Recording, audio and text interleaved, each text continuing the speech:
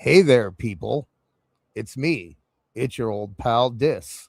Um, we are getting the stream ready. I'm waiting for Awful to pop back in, and we got a couple other things going. But I just wanted to come in and say hi, and I'll let you listen to the tunes for a little bit.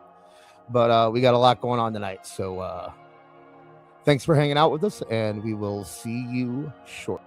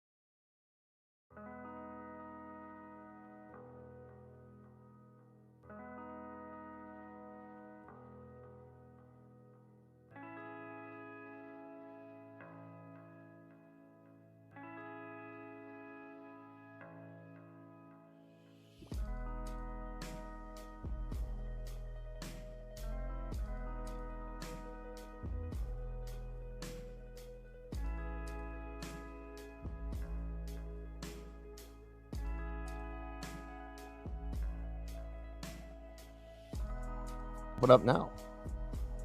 Hey guys, look, Awful's here now. Awful's here. Hey, what's happening, everybody? Good evening. Pre-show. Hey, yeah, this is just the pre-show. We're checking out the audio quality and all that thing. This I was gonna put in my intro, but I'll spoil it now. I was gonna put in my intro. Akadis, the hardest working hemophiliac on planet Earth. Okay. This man did Toonie Talk Wrestling. He anchored the show, Toonie Talk Wrestling, this past Tuesday. He damn near anchored the Alt Jake channel. The Dynamite review with Alt Jake and George Captor. He was a special guest there. And I do want to make mention, it's so great that Jake and George had you watch the whole show, bro. Just for Jake to show up and do a surprise run in. I love it. That's one way to get you on the show. About 15 minutes into watching Dynamite, Jake messages me and he's like, hey, you know what? I think I'm feeling okay. I might be able to come on tonight. Because, you know, George, I love George to death, but George is like very, very protective, right? Right. So George is like, please don't message Jake. He doesn't feel well. I want to give him time to rest. Please don't message Jake. And I'm like, okay, yeah, I understand that, George. And then, of course, I flip my phone over to Jake's conversation. I go, hey, Jake, how are you doing? Yeah. And Jake's like, I feel great. I think I'm going to be on tonight. I'm like, okay, well, I'm not going to watch that.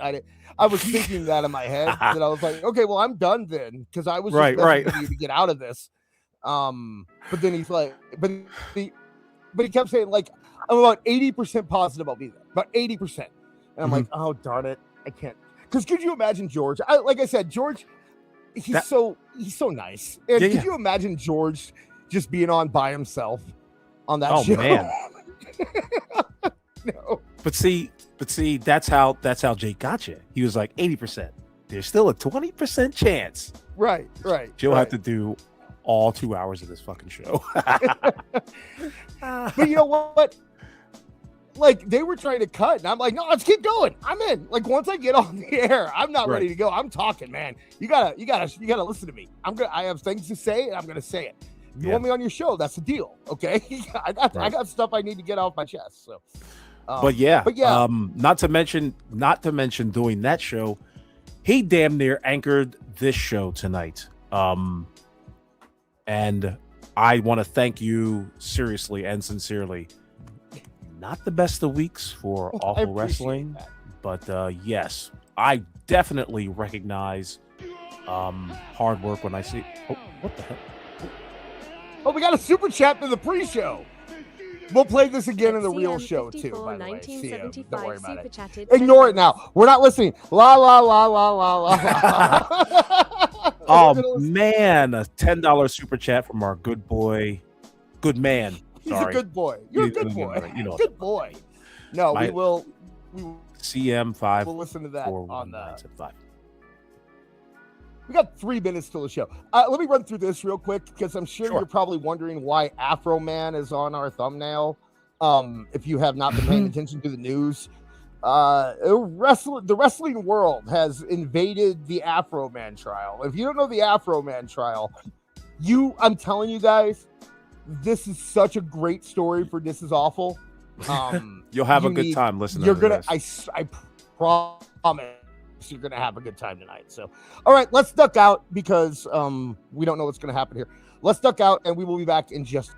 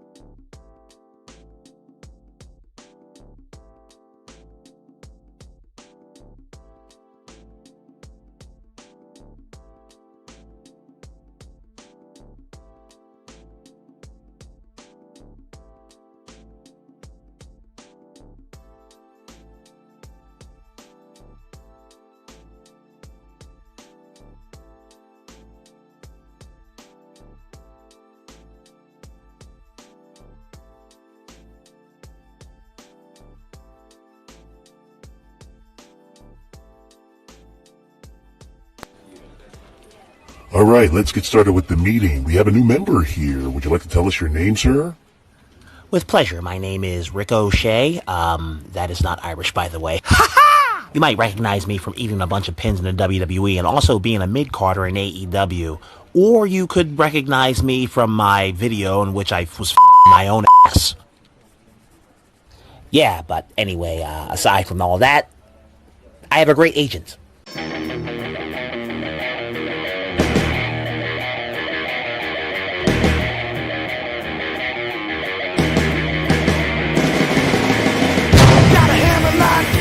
Atomic drop, yeah, I'm gonna go all night. I got a suplex, no one's doing it. When I came to fight, I got a figure four, yeah, I'll show you some more. With a big new 1, 2, 3, well, the camel clutch, I know it must. You'll be getting the mercy of me. Grab me knee and my missus tonight. Well, you know I'm gonna divide, cause I'm gonna bring you off the top rope tonight.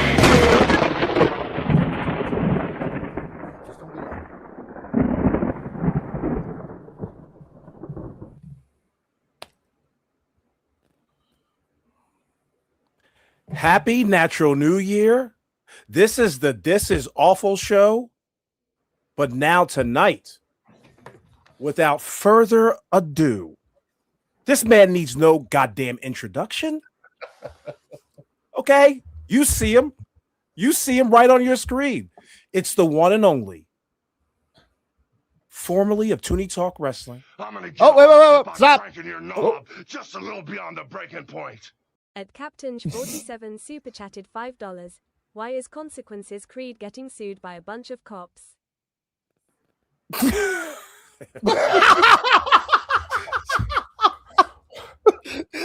get into it. Go ahead. Sorry, Awful. You know. Hey, thank you for the super chat. I love to be stepped on by the Interruptus 5000, but you see it right there. Ladies and gentlemen, from the Lorne and Apollo show, Mr. Kevin Apollo, welcome to This Is Awful. Boys, I have missed you. Oh, man. I apologize for not jumping on Tuesdays. My schedule's been super crap, but, you know, they keep coming.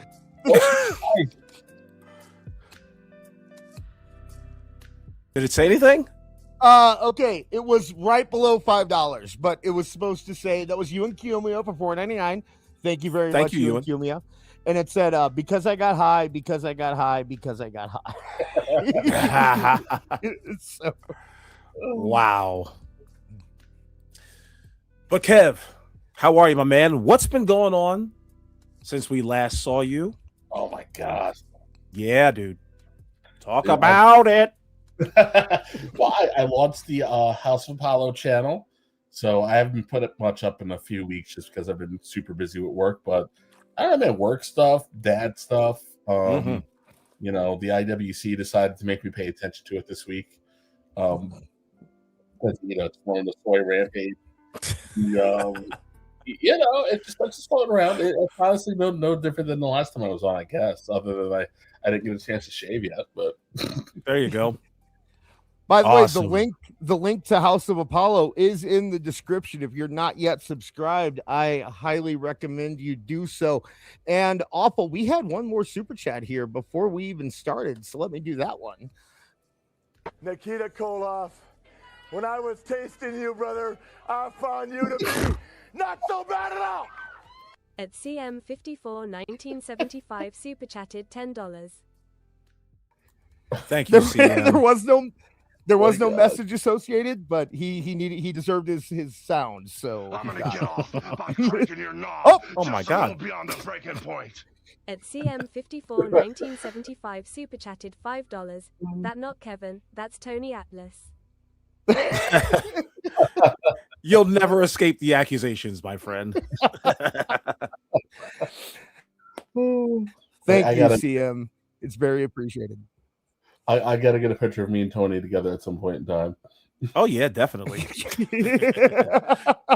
You'll tower over that man.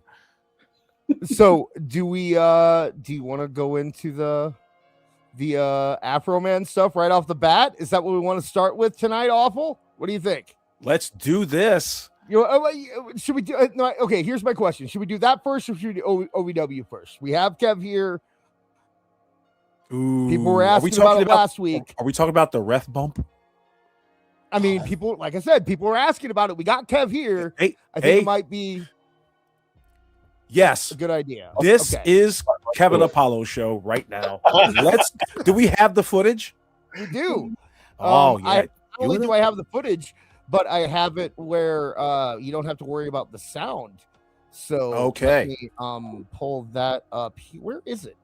I'm sorry, Kev. I have God, dude. Like 12 things. Okay, there we go.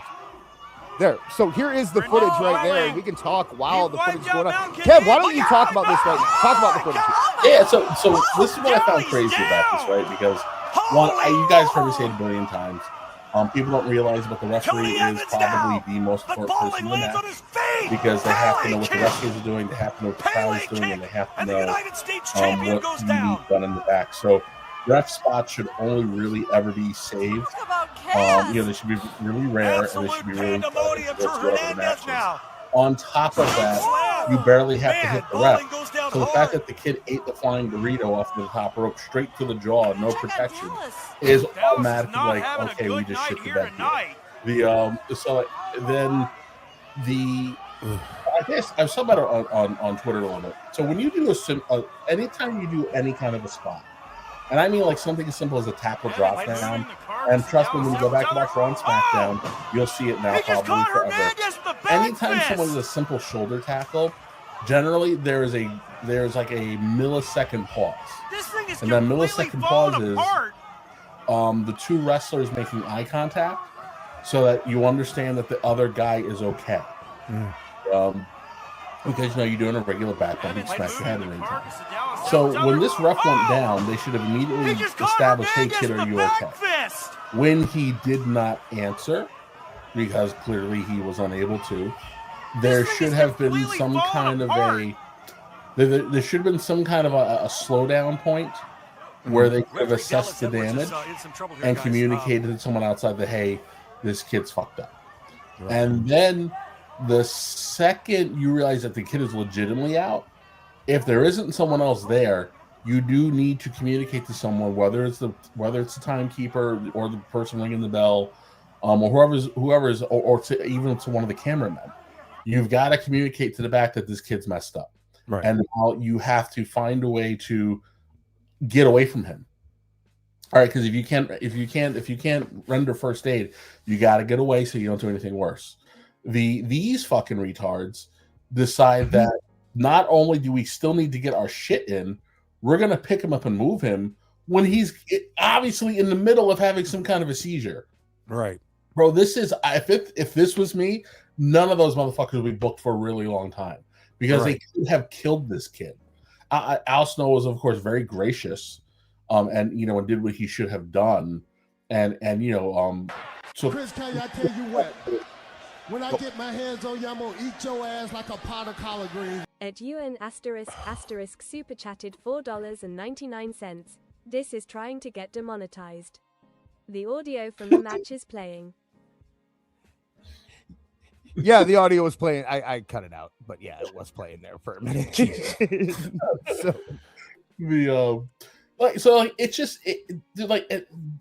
Basic safety is something that is discussed day one.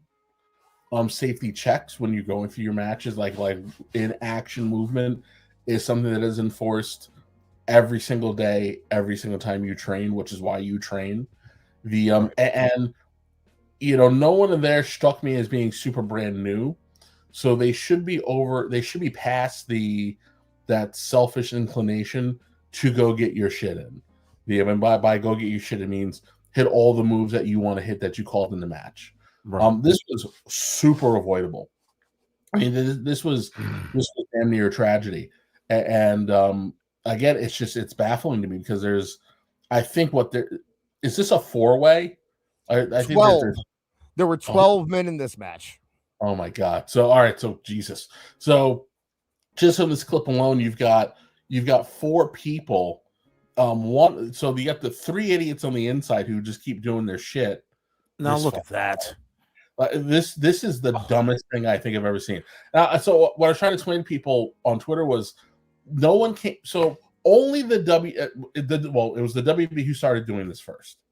So depending on what state you're in, you either you may not need an EMT or a doctor. If you have them because you're a responsible promoter, generally your EMTs are in the back. The WWE was really the first company to start putting people ringside. Right. And that's their people. Like WWE they have traveling medical professionals. So generally you have them out of the way. They're in the back and they're looking for the referees. They're looking for the referee signal. If that doesn't come, they don't go. Also in a post Devon era where people do the seizure cell, the people in the back don't know if he's just Devon selling. But I got a question there, Kev, because remember, I think Al Snow said it in his letter that these guys rehearsed this particular spot or this particular, this segment. Well, I have the letter. You want me to read the letter real quick before we keep going here? You think that might be a good idea? Okay, so let's pull up the letter here, and we have the Al Snow comment here, and this is where he says, "Hi everyone, this is Al Snow. I want to speak directly to our fans and the wrestling community regarding the incident involving referee Dallas Edwards at last week's event. Professional wrestling has always carried an inherent risk of injury for everyone who steps into the ring. On March 12th, during a live OVW television event, Dallas was involved in a planned moment of physical content with a wrestler that resulted in him suffering a head injury. Traditionally, when an in-ring injury occurs, the referee, well, we'll stop there. We'll read forward in a little bit, but go ahead, Awful. Now, my point is, what does the referee do in this planned spot? Does he roll out the ring? Does he sell something? Does he not sell something? Was he supposed to lay there like a board? Now, sorry. Go ahead. No, finish your thought. No, what I was going to say is, like, if you see that the man is not doing what he was rehearsing to do earlier in the day, that should give you a clue in as to something's not right. Yep. And fair play to the guy who actually landed on him, because we talked about this last week. He understood the pressure that he put on his body. He understood that he bumped him a little wonky. He immediately went to check on him. Now, I don't know where this other guy comes from, but he comes from behind, and there's no signaling to this guy to maybe slow down. Maybe this time there's going to be no mistaking what's going to happen. I'm going to come on you like nobody's ever come on you before. No baby doll at Thanks, your Tully. side. Nobody to run distractions with. Just you and I getting it on like two men should do. At George Captour super chatted $5. Kevin, if all else fails, like it did, can a wrestler in the ring just throw up the X sign? Everyone knows that. Ooh, great question, George. Thank you. That is a good question. Yeah. Listen, anybody can throw up the X sign. Anybody can show concern. Where I get a little hot is, especially in the modern era, like I really see anybody who has been trained probably after like 2010. You live in a world where concussions are real, right? Because when I was coming in, concussions were still this mythological thing that you could just walk them off. It wasn't until Chris Nowinski started making people cry in locker rooms where like places started taking concussions seriously. You live in a world where the WWE has stopped matches on television, something that would have never happened, during a certain era. Right. So like there are certain behavioral expectations that trickle down. So the second this kid is hurt, your assignment is to protect your dance partner and everybody else in the ring. Right. And also you got to have it's also, I always say, like, you have the Vidal Sassoon mentality. If I don't look good, you don't look good. If I'm not safe, you're not safe, because anything can happen. So, yes, the kid potatoes the shit out of him with the forearm. I don't even understand why you needed to simulate hitting the forearm, find it finish, right, or to signature, whatever it was at this point in the match. But like, you're going to hit the ref. Your mindset should be like, we got to make it look good. But you can make something look good and have it be soft as fuck all at the same time. Easily. So the fact that he is coming in hot with the forearm and decided that it was necessary to make contact, like in reality, what would have happened was if I'm going to attack you and then you move out of the way and I'm going to hit this, I'm going to be reacting like I'm almost like because I don't want to hit. I'm going to react like I'm trying not to hit him. So what would have made more sense for the cell would have been for him to react to the ref being there and doing everything in his power to not kill the ref, but he can't stop himself because momentum's momentum. Right. Instead of overcommitting to the forearm. And then again, I just don't understand why are you anything that has to do with the head is risky. That's why we got something. Oh, I thought we were getting into chat. Anything with the head is risky. That's why you hit hard, chest, neck, top of the back. All the spots that have a lot of meat that are designed to kind of take punishment. Right. Like even when you see someone, if they're really good at throwing a forearm, it's pretty much the entire arm meat is crashing into the neck, and then really like this the rest of the forearm, like this part, the really, meatiest part. Yeah, and like this top is really just kind of like coming up like here, because also like you really kind of trap a little bit of air here, right? Because like it gives you like a nice little thud thing. But anytime like you're hitting here, you're in danger. You get destroy, you get hit a temple, you got to rupture an eardrum.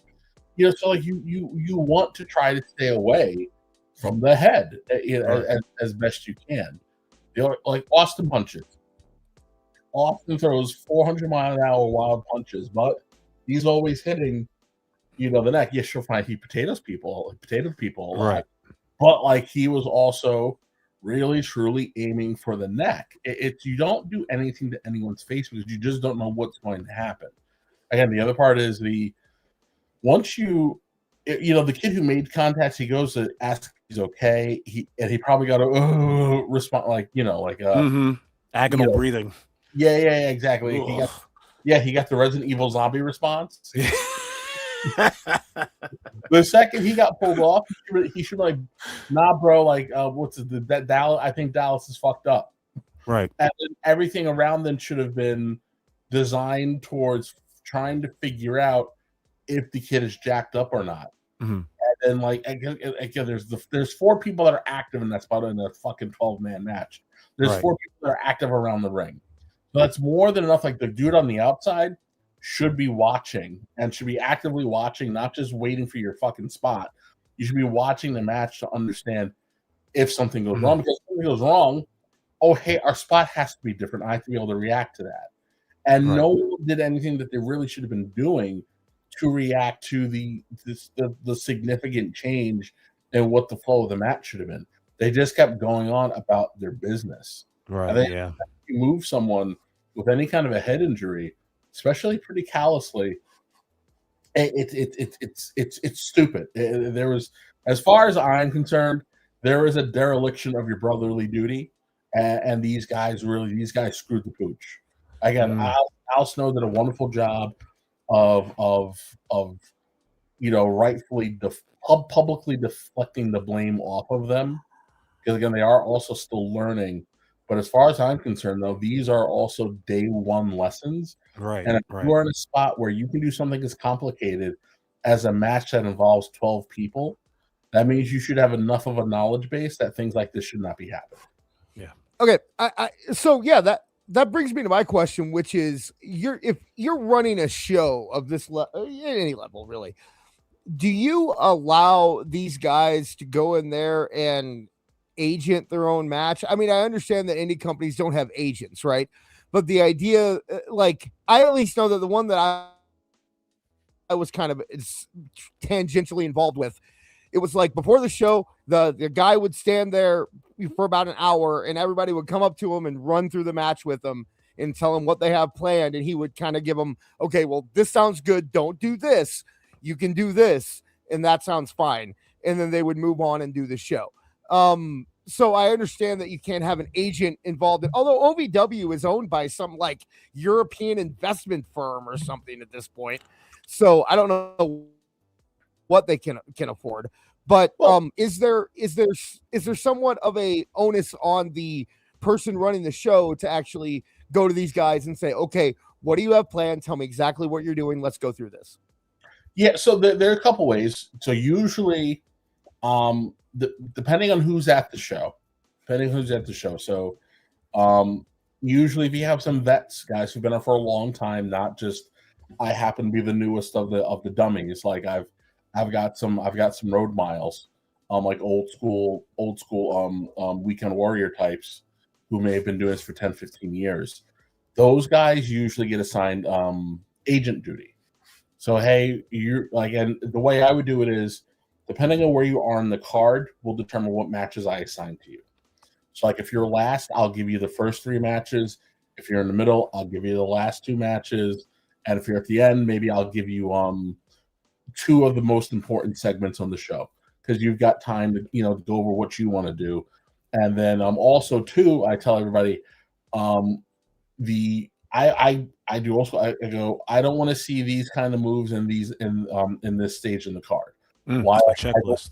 Like I don't want to see punches or false finishes in the first 2 matches. Blah blah blah, stuff like that. Right. And the psychology behind that is you're trying to build. So the first time Right. you see throw a punch, it hits different. As opposed to just being a standard same old bullshit. Everybody's doing the same match. So there are ways to kind of assign duties to other people, but also too, once you tell your people what you want them to do, hey, this is your match. This is what I want to go over. This is the story beats I need you to hit. I will generally give some, unless there's something I actually need for them, like I need a specific kind of finish to tell a story. I don't really care what you do, as long as you keep it within the parameters that I say family friendly, no super vulgarity, I'll go like no nut shots, like things like that, like stay within the parameters I set. However, if you do want to do something, I need to know what you want to do, because I need to know if you need to know if I'm going to sign off on it or not. Right. And then if I tell you no and you do it anyway, then we're going to have words, or I'll never book you again. Like things like that. So yeah, there was probably someone there who agented it, and I mean they knew the spot was coming because they worked on it. They worked on it before the show. It's just one of those things where shit happens. So yeah, did he probably not get enough height? Because if you're playing the clip, I'd be curious to look at how he came off the rope, because generally, like when you go off the top rope, unless it's certain people, and even then you'll see like everybody arcs. Anytime it's about getting an arc, right? That you can control how hard you hit, and generally how far you can go. Like honestly, RVD was the king of that.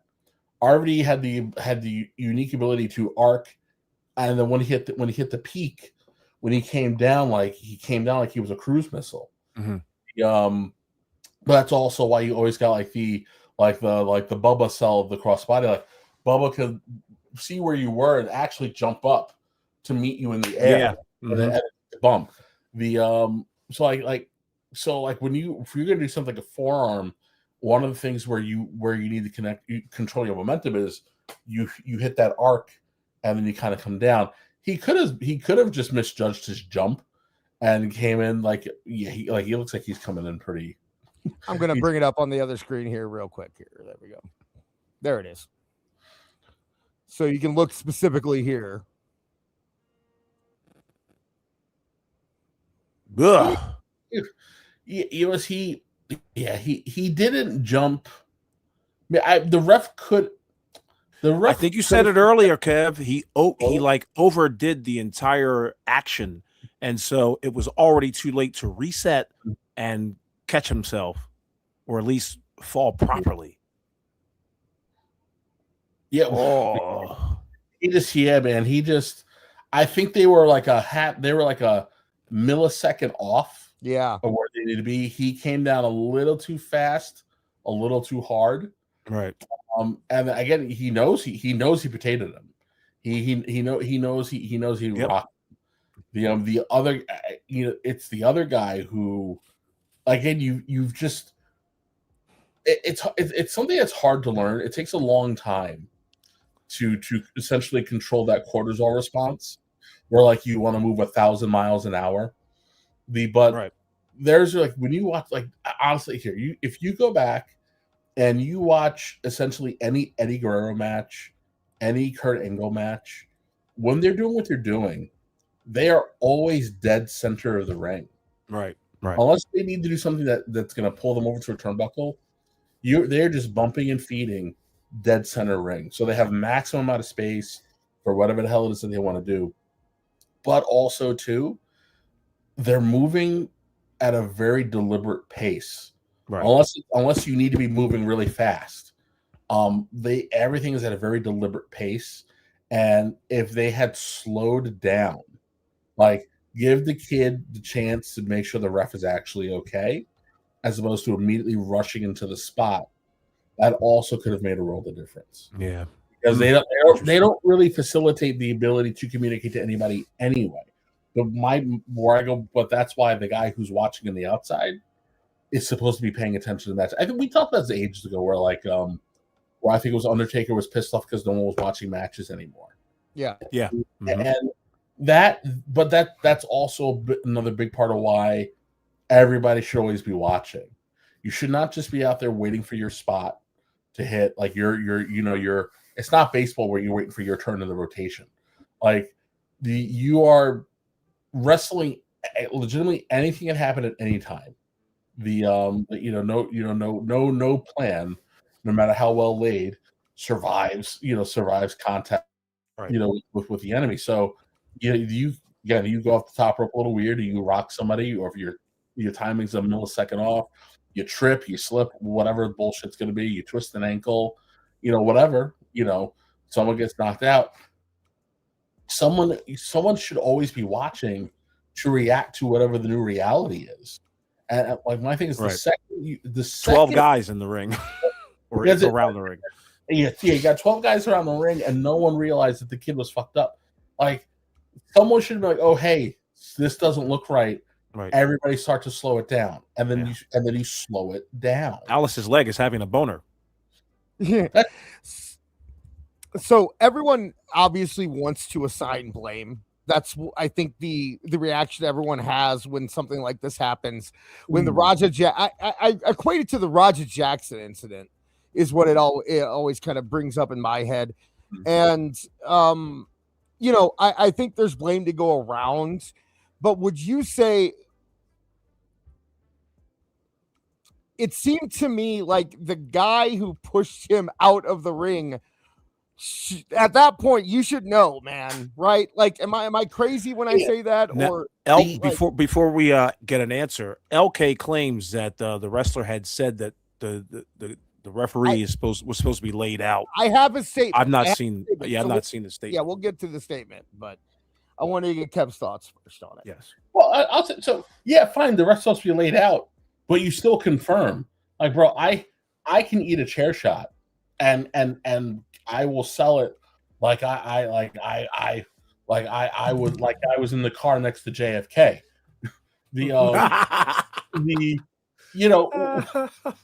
As soon as it's done, so someone's gonna go, "Are you okay?"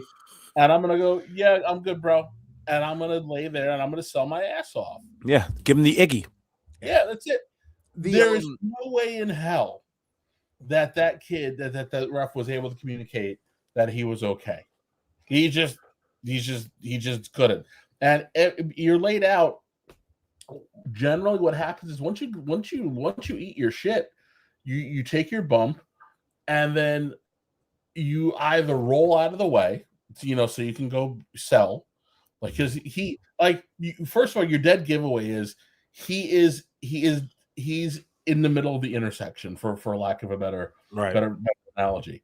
Everything happens in the middle of the ring. He is dead in the middle of the ring. So now everybody has to move around him. When normally he would have eaten that, and he probably would have rolled either to the turnbuckle nearest him or the turnbuckle immediately behind him, and that's where he would have camped out. Right. Or he would have rolled over to the ropes, and someone would have thrown him out of the ring. He would not have been where he was. He fell where dead center of the ring. He fell where you go to get pinned. So no one's pinning the ref. Where I would say it's a little different than the Roger Jackson thing is, one, Al Snow is not at fault because Al Snow is not in the match. Right. Like, what you can do is you can teach people all you want, whereas Rikishi is at fault because Rikishi should have controlled that situation and never really facilitated it to begin with. Is it sucky? Yeah, accidents happen. It's wrestling. It's that's why the old adage of it's not ballet. Anything can happen, right? No one, the kid delivering the flying burrito did not mean to knock the ref out. It just it's one of those like shit happens. Right. Where I put the blame is the wrestler who picks up the ref when he's in the middle of being very clearly fucked up. Mm-hmm. That's where I go, no, you messed up. That. And we have that comment. And it's up on the screen right now. It's from Mr. Tony Evans. And real quick, sorry, we haven't mentioned this yet. Any super chats obviously interrupt us. At $4.99 and up, or $5 and up, you will get it read, regardless if we're ready for it or not. And $19.99 or up, you might get Glom Gold. So, yeah. I know we brought that shit over here. There, Kev. You can interrupt us at any point. We had to. They kept telling us to. But so I'm gonna pass over the BS part. What you just said. I mean, I'm sure. Yes, of course he reached out to him, and of course he said it wasn't on purpose. But this is an actual explanation. During Thursday's match, there was a planned spot that resulted in an unexpected injury to Dallas. That's the referee. The match was over 35 minutes long with 12 men, 2 run-ins, and 2 referee bumps. Dallas's time came as planned, and everything seemed fine from my point of view. The next sequence had me falling next to Dallas and crawling away with my back turned to him, having my eyes focusing on the other. He's getting really lost in the sauce here on this comment already. Like, I'm just, if I'm a casual wrestling fan, I'm like, why do I care about this? Right? Like, tell this to Al Snow. I don't care if as we set up for the next thing, in my periphery, I noticed Dallas was still close to the center as he didn't know what we were doing next. So I went to move him. Dallas and I have worked together frequently, and he will usually always go dead weight as I try to move him. When I touched him was the first time I had laid eyes on him specifically to this point for a brief second, and I saw OVW officials running from the back. But assumed it was for the chaos that had just happened outside the ring. I go to move him and scooted him with my foot as I usually would, not realizing the severity of what was going on in the moment, as I was under the impression that everything was going according to plan. I then did the next spot and turned to find many people in the ring huddled around Dallas and stepped in. Dude, we saw the video. Yeah, he's just describing what happened on the video. Right. It's first of all, I don't even know why he bothered to comment. Why are you commenting? No. There's only 2 people who are owed an explanation: the ref and Al Snow. The public does not need to know this. This never should. Al Snow's letter should have been the only form of discussion. True. That's it. And again, he handled it really quite eloquently. However, this is all he is confirming is that no one talks to each other. So he's confirming everything that we just talked about was the problem in this whole thing. Also, I hate when wrestlers say sequences. You do fucking spots. It's not Cirque du Soleil. I watched AEW this weekend, this week, awful, or Kevin. I might disagree with you after watching what I saw in AEW. AEW sequences, but that's also why no one watches AEW. But yeah, it's all he confirmed was that we don't talk to each other. So like it's everybody's just focused on getting their shit in, and that so that any old head, right? Anybody that they would consider an old head at this point would be ripping their asses up because they are like, how did you not know? How did you not know? How could you not tell? Yeah. The and what do you mean? Like you guys practice your spots so much, and I think we've talked about Zone 2 Town before in the past of you have to leave room. You just have to leave room to be able to work. Like I was never one to once I started getting a little more comfortable, because and everybody has it. You eventually have like your aha moment, and like it starts coming together. It doesn't mean that you can actually. It doesn't mean that you're that you're where you think you are. Right. It means you're starting to understand it, and the second you start to understand it, that's when it's incumbent upon yourself to stop over calling your shit. Because if like old school tennis, like there are certain things that you just know, like, hey, if someone calls a Tennessee spot, you're going to do one or two variations of it.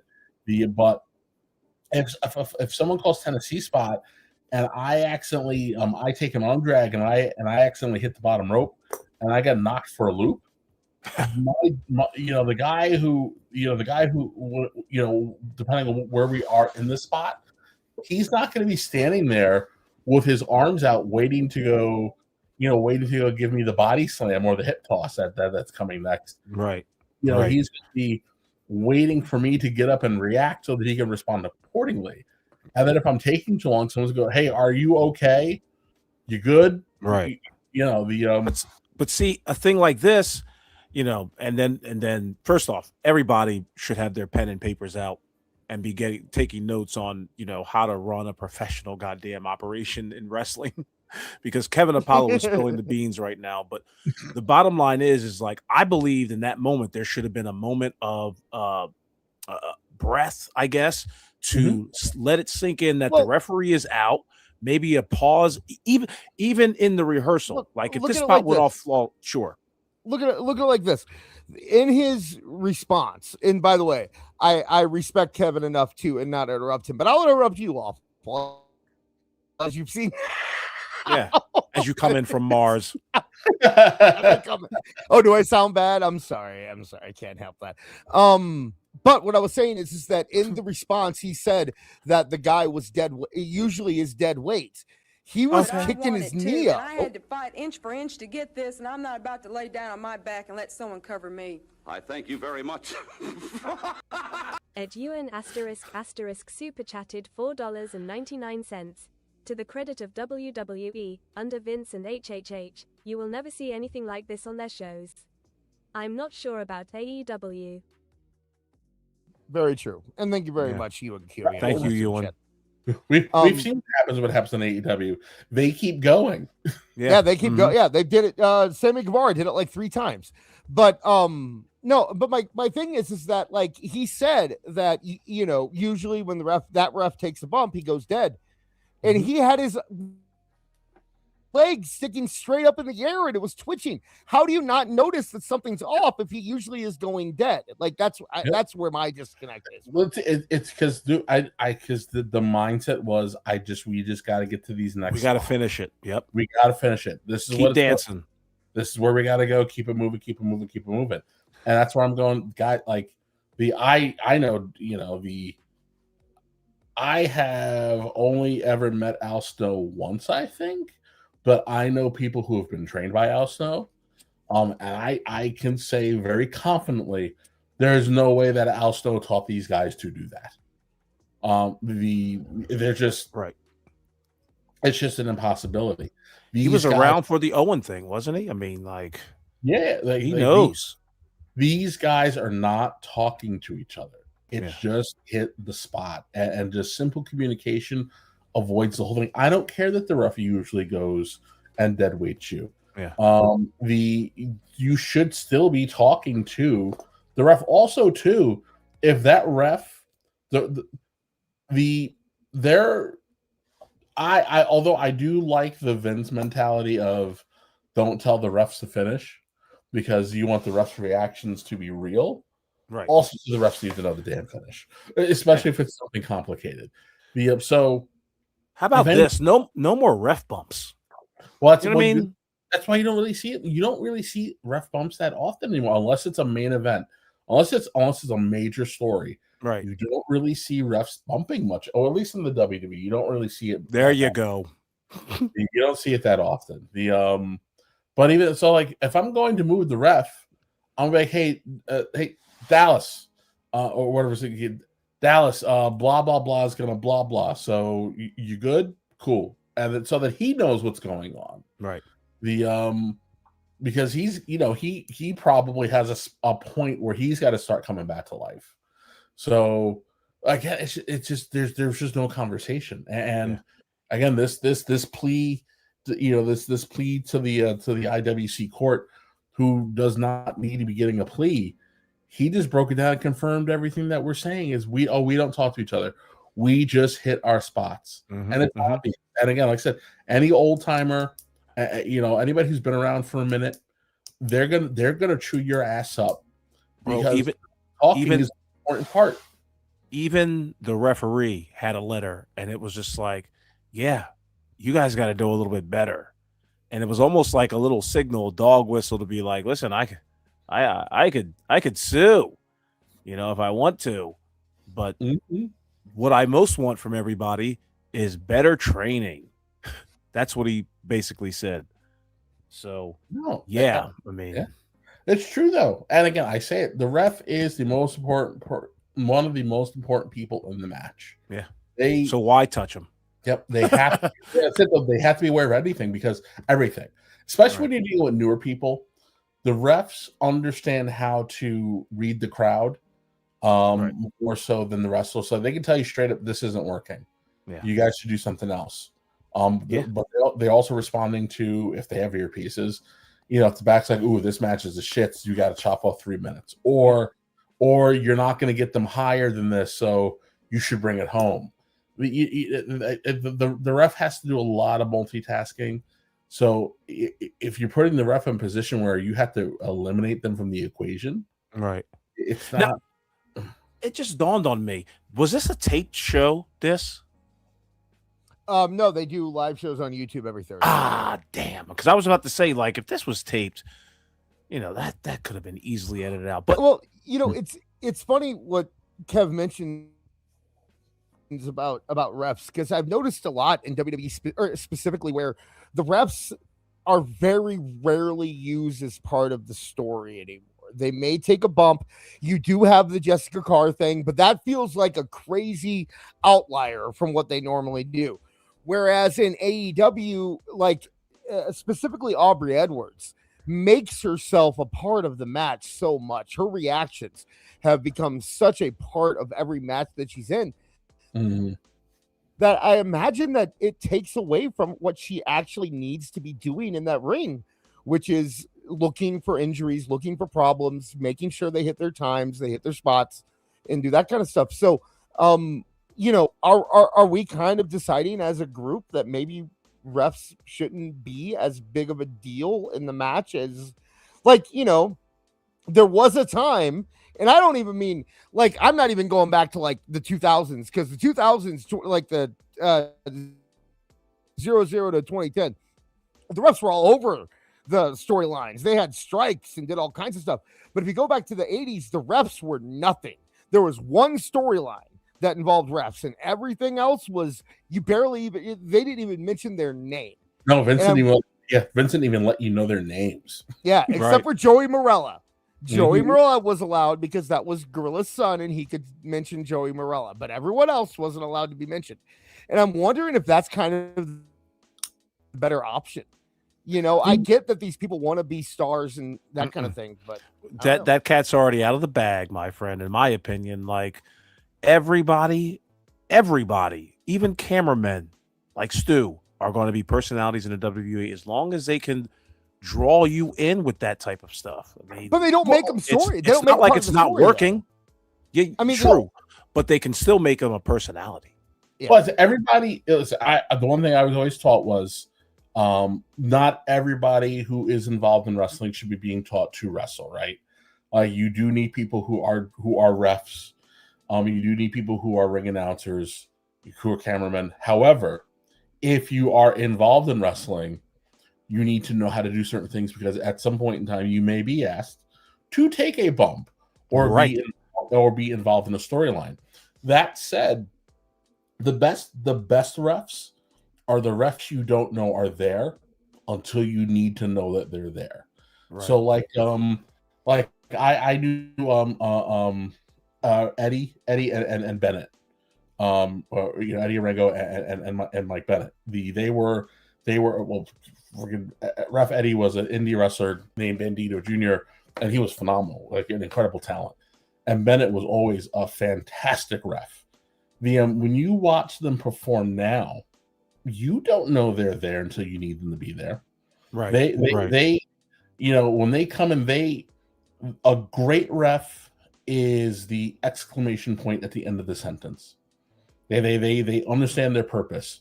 It is about watching the athletes fight, and if they react to something, it's because they needed that moment to be accentuated. They needed to help, showcase the drama involved in that particular moment.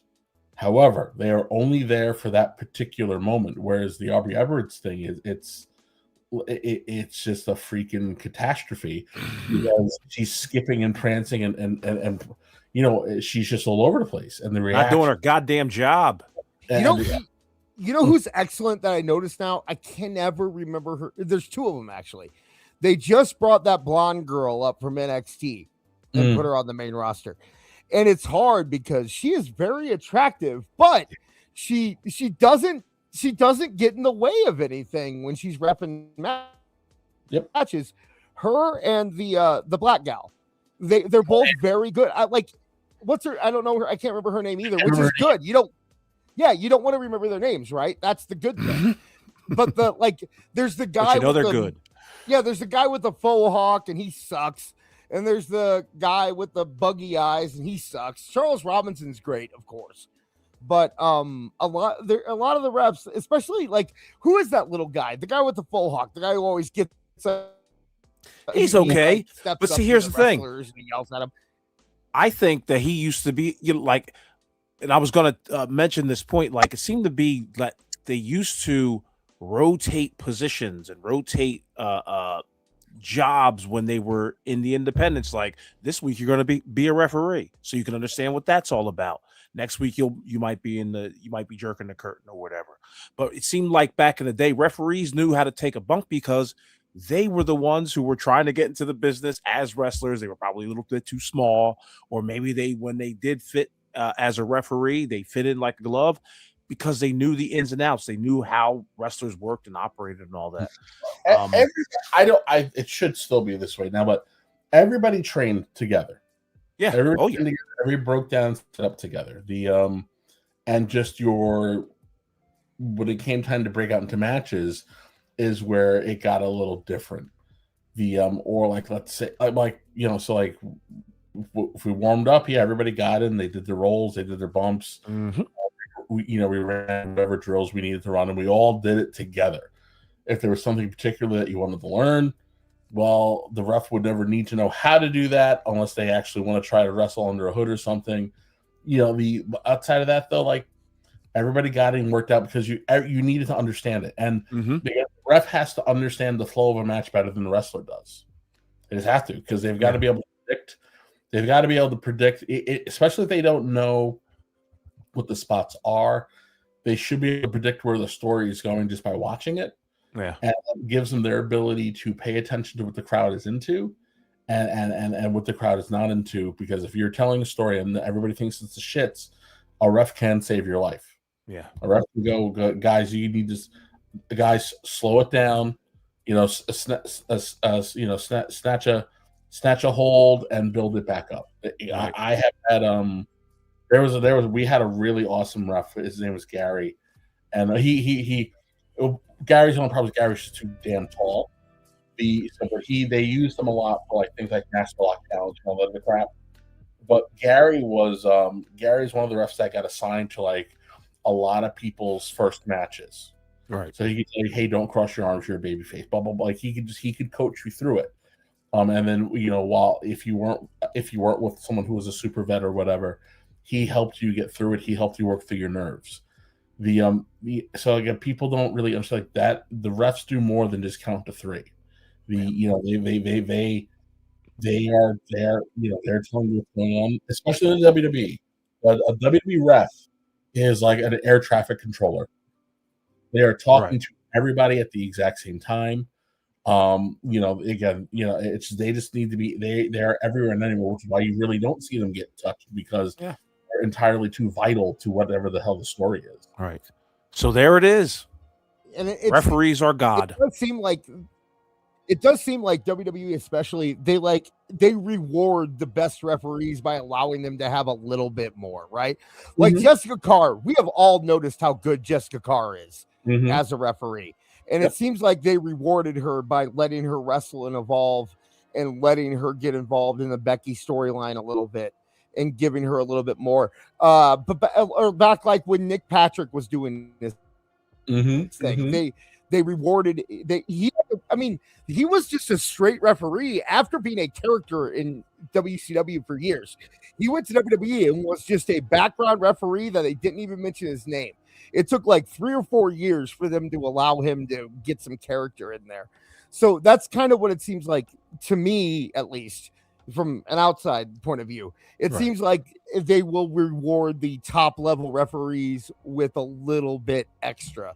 And I think Jessica Carr deserves it. I think she's been great. I mean, I've never seen her make a mistake. Honestly, I've never seen her make a mistake. She's still not gonna fuck you. I don't care. I don't. She's all right. Hey, listen, she's man, I right. gotta insert a laugh in here somewhere. God damn. Well, okay. Jeez. You want some laughs? We just went through class in the last 40 minutes, and it's just like, okay. I did not want to touch that segment because it was gold. I was loving every segment, every second of it. But I'm gonna let these.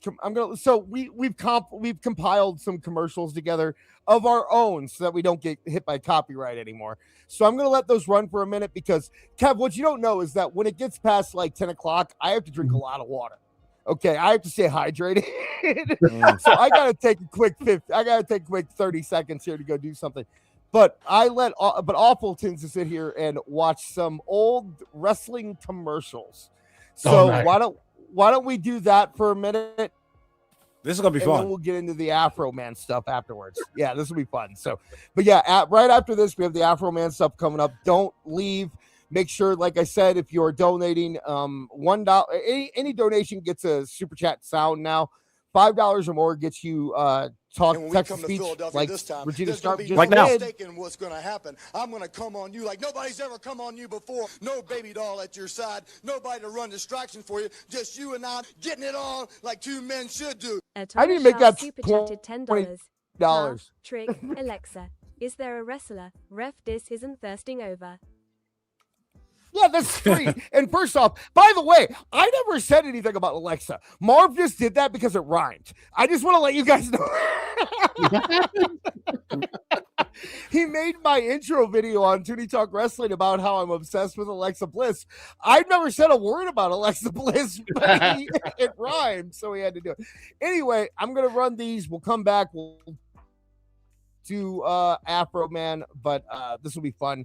And Kevin Awful can guide you through some of this. So here we go. Think he's ready? I think he'll crack this guy off. Bret Hart. Wow. And my English teacher.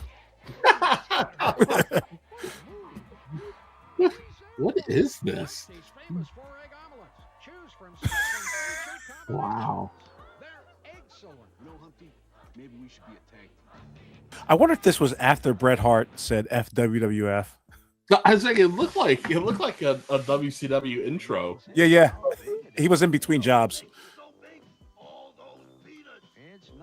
Wow.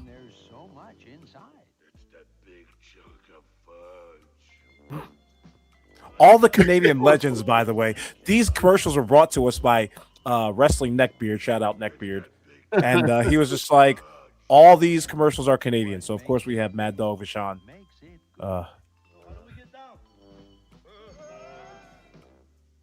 Oh God. Remember this show, Superstars of Wrestling? Oh wait, this isn't the one I used to see. Let's get together Saturday afternoons at 1 for the world's top talented. Ugh. Oh God. Fast-paced excitement. A full hour of knockout action with men's and women's matches. Plus, I miss these old. Yeah, isn't it great? Like, this is how it should be. 3 cameras.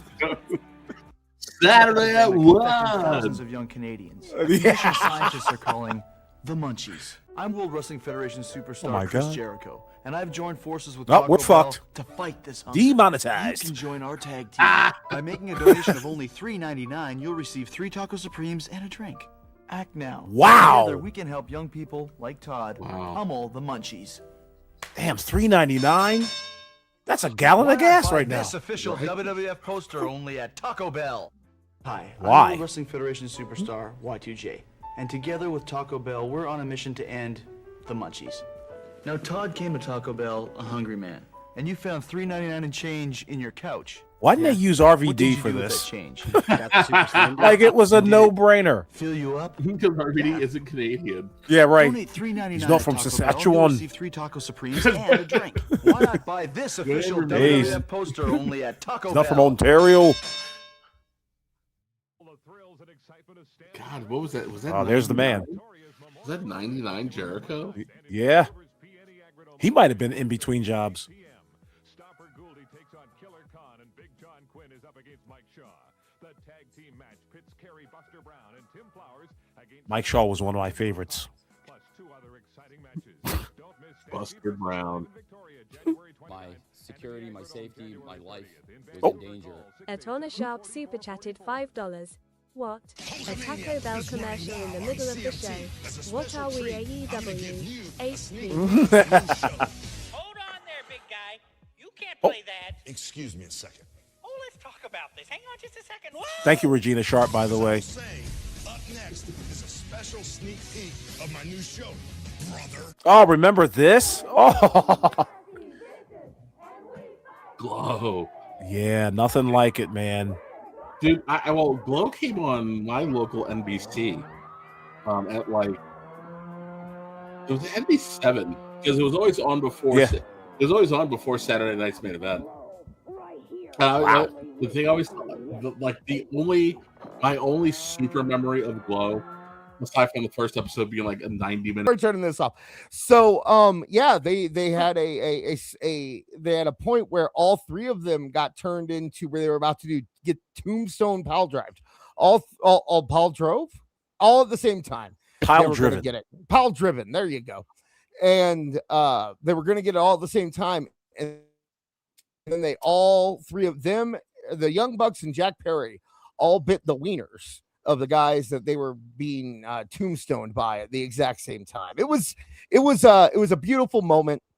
It definitely showed unity in the tag team because they're Tandem good, dick biting. they're good guys now. So I had to watch Dynamite this week, Kevin. Wait, hold on. And They're good guys and they bit dicks. yeah, that's what good guys do. Dude, okay.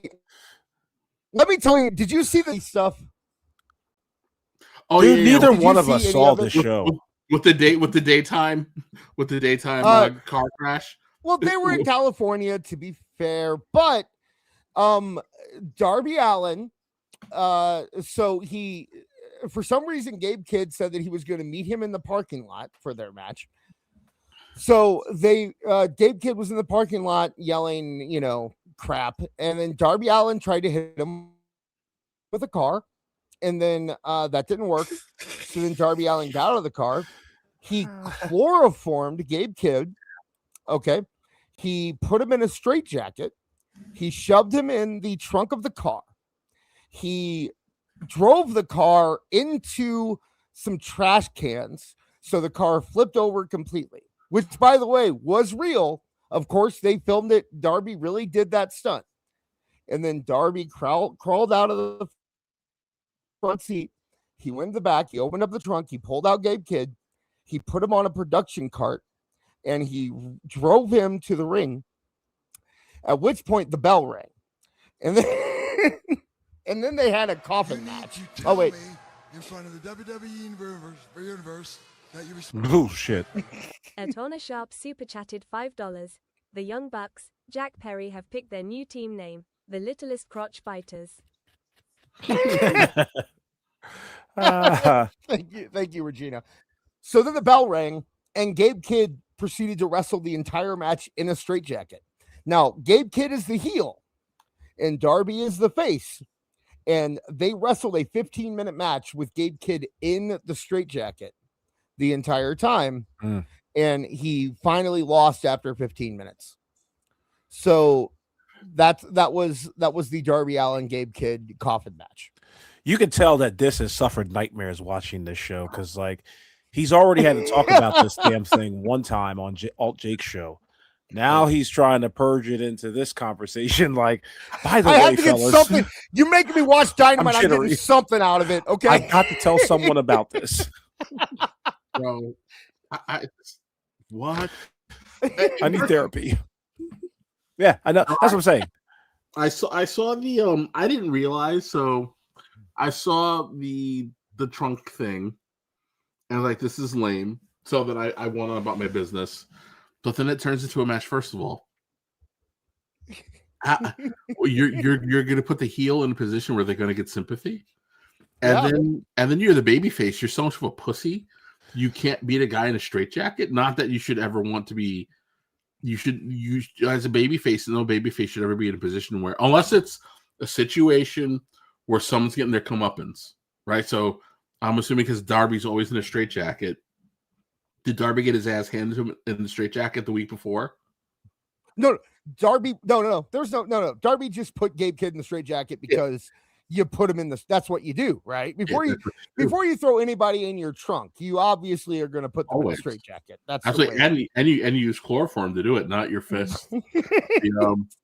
Right.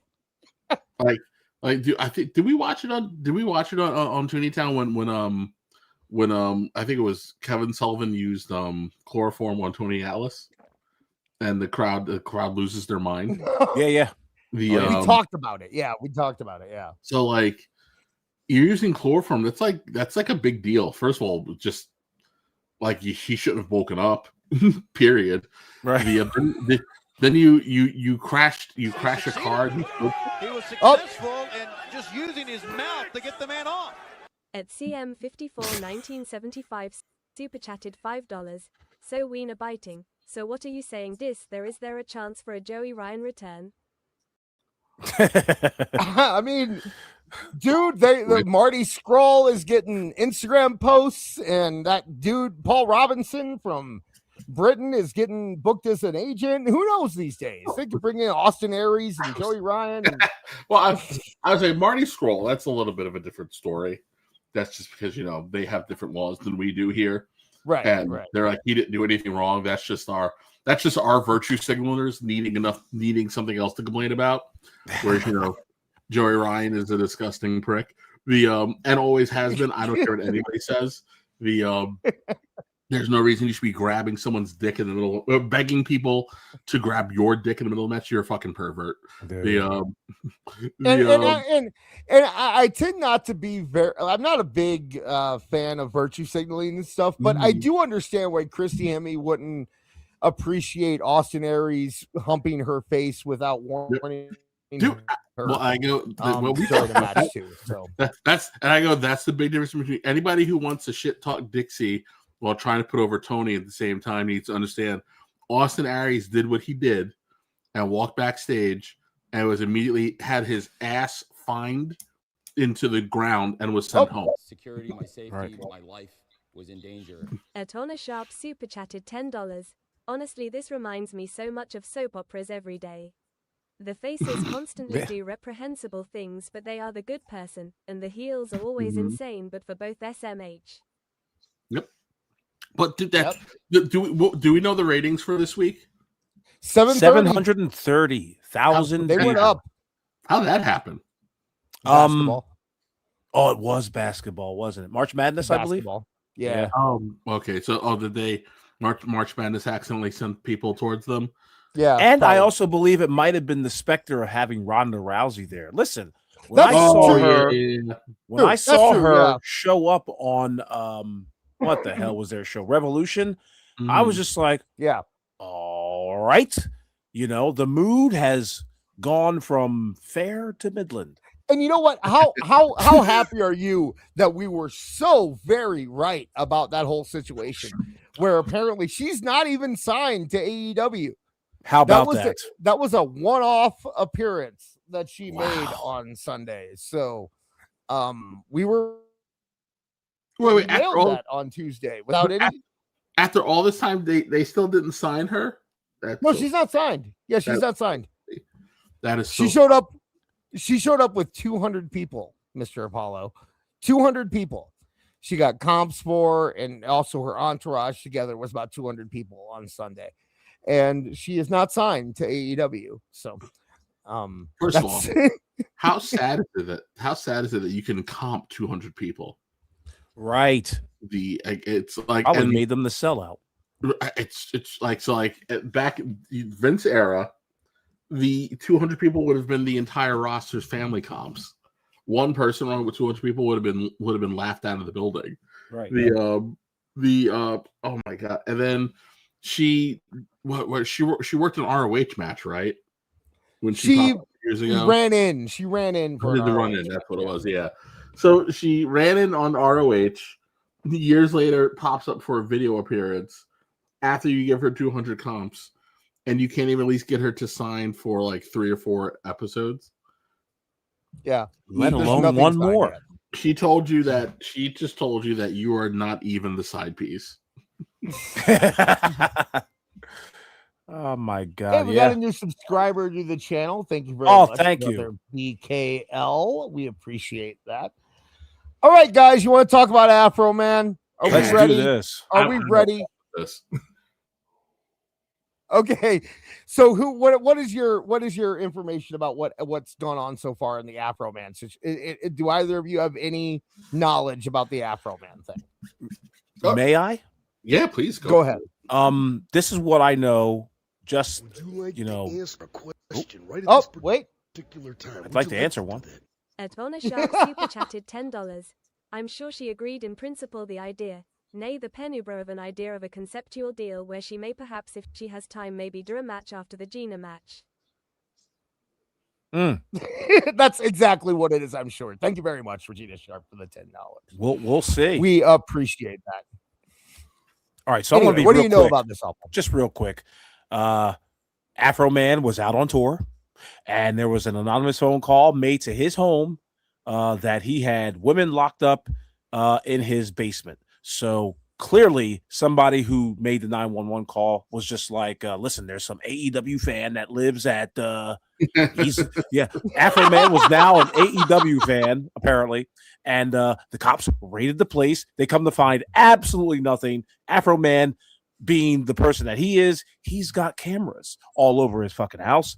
And he captured all this footage of cops raiding his home and eating his food and going through his tapes and that finding absolutely nothing. And he had a fucking field day with it at court. Do I have that correct? My dad, I mean, you're close. Yeah. My dad was a police officer. I respect the police, but these particular police officers were clearly not the best of the I mean, any police officer that would sue Afroman for defamation, probably I would say maybe they shouldn't. But I do have a news story. I do have it's a quick news story, kind of guide you through, give you a little rundown of everything that happened here. So let's take a look at that. Let's take a look at that. Oh yeah, I need to do that part there. Okay, and let's take a look at that. Hey, do that over, man. Come on, man. The rapper known as Afroman is celebrating after a jury sided with him in a lawsuit brought by sheriff's deputies in Ohio, who claimed he was wrong to mock them in music videos. We did it, America! Yeah! Look at that man! Look at that man! The dispute dates back to 2022 when deputies raided his house as part of a drug case. No charges were filed, but Afroman, whose real name is Joseph Foreman, protested, saying the deputies... Man, look at him. Look like me and Awful were talking a little bit before the show, and it's like this is uniting. This is such a uniting situation because it doesn't matter what side of the aisle you're on. If you're a Republican, you're like, yeah, these cops suck and they need to get punished. If you're a Democrat, you're like, yeah, we hate cops. And whatever side you're on, you got Afroman in a suit that's clad in American flags defending the First Amendment. And it's got 48 stars on it. Oh, it does? No, I'm joking. Okay. He was like, fuck Alaska and Hawaii. Anyway. All right, let's keep going here. Oh, wait. Hey, do that over, man. Give him a speech!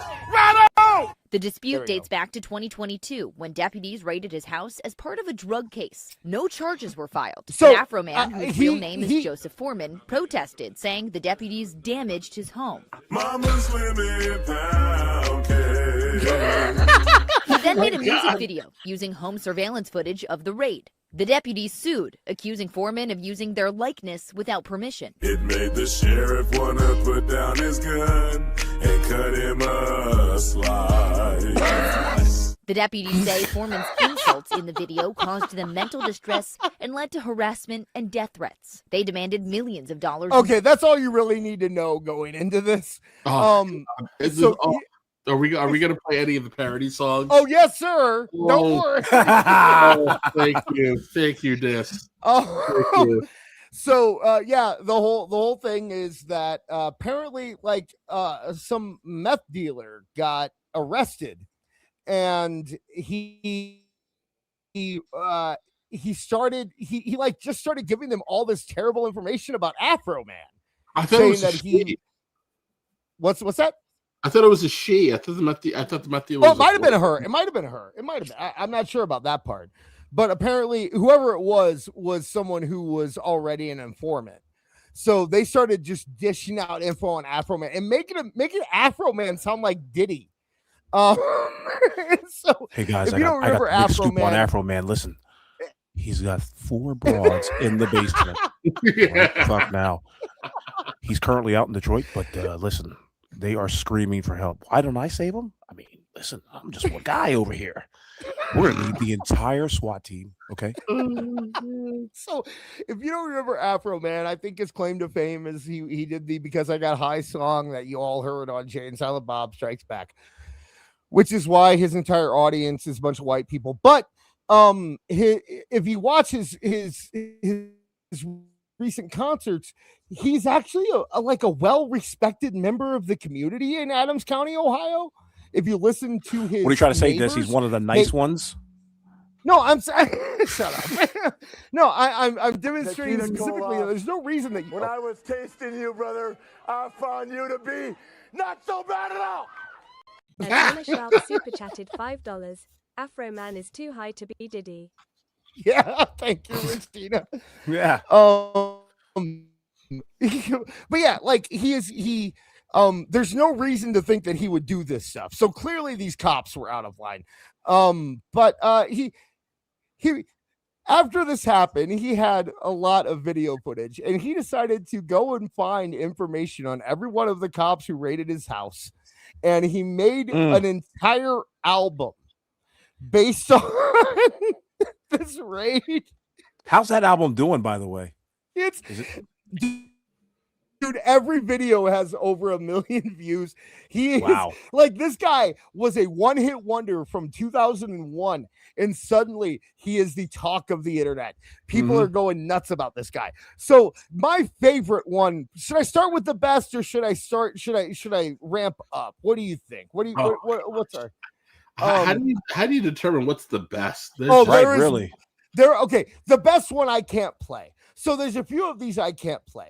Go look up Lick 'em Lisa or a couple other ones. Those are specifically age restricted, which would take us out of the algorithm if we played these videos. So we can't play a couple of them. But I do have what I think is the best one, and I will get to that. But let's start with this one here. This one, he wrote an entire song about how he expects them to replace his door. So let's, and I'm sorry it's not even, there's a little issue with that. I'm gonna turn it down. So all right, listen here, O'Malley, you take the right, Lopez, you take the left, and I'll take the kitchen. Hey, is that, wait a second, is that lemon pound cake? Yes, it is lemon pound cake. We'll get there. Don't worry. Hold on a second, That's fellas. the hit. Does he have milk in this jar?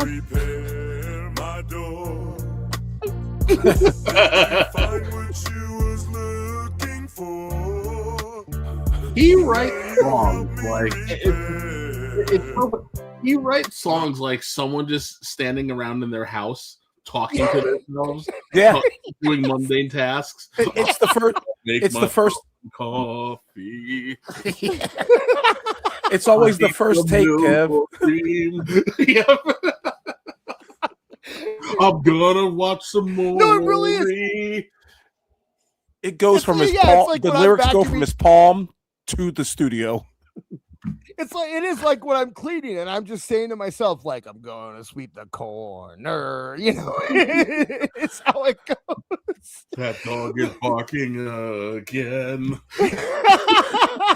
He gets all of his lyrics from his angry uncle, like, "Who gonna fix your door? No, by the Did they way, find what they were looking for?" I just want to say that this does wrap around to wrestling in the best way you can possibly imagine.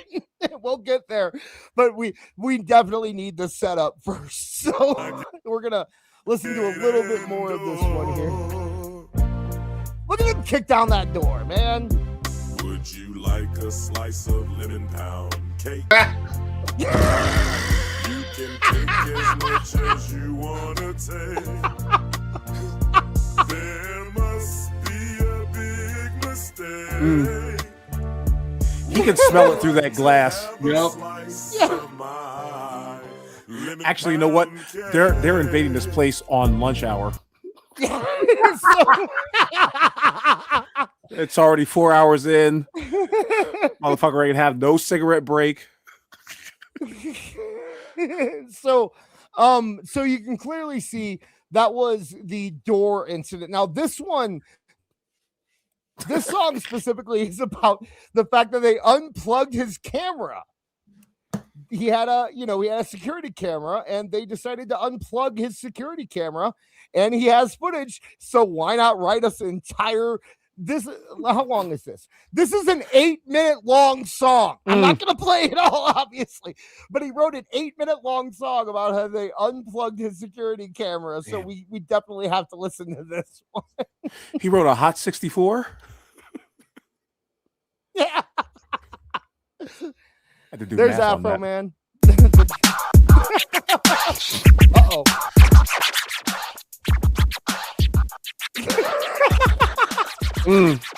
The British are coming. The British are coming. Hide your money, your kids and your woman. White supremacists on my premises. What is this? A racist feminist? Why you disconnected my video? This was his initial song, right? By the way, this was happening when he was watching the raid happen from his phone. These were his first thoughts.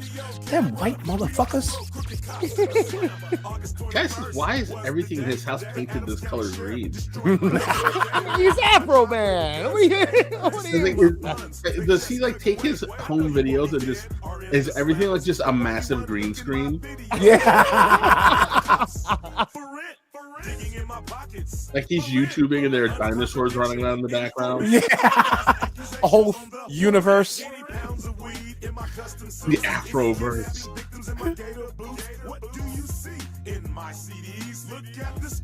They're definitely not looking for broads in a basement. That's for damn sure. Yeah, no. And, you know, here's the thing. You know what? All they found in this entire raid was like an ounce of weed. Like, they found nothing in And this. ugly paint. Yeah. All like, over the house. Well, that's like what psychopath uses this colored paint? Yeah. There's gotta be something somewhere. Hey, Matt, you hungry? There's some lemon pound cake in the kitchen. I mean, I really need some lemon pound cake, guys. don't you think he'll see us? Maybe we should turn off the cameras. So real quick, we're gonna get on to the next one here, but real quick, we got 69 people in the chat right now. What a fantastic number to have in the chat, the internet number. Thank so you. make sure you are dropping a like, and if you give us a super chat, we will of course go into it. Yeah, man, hit that like button, damn it. So Quit playing around. This one is clearly the hit. This next one is the hit. So let's play it. Lemon pound cake, ladies and gentlemen.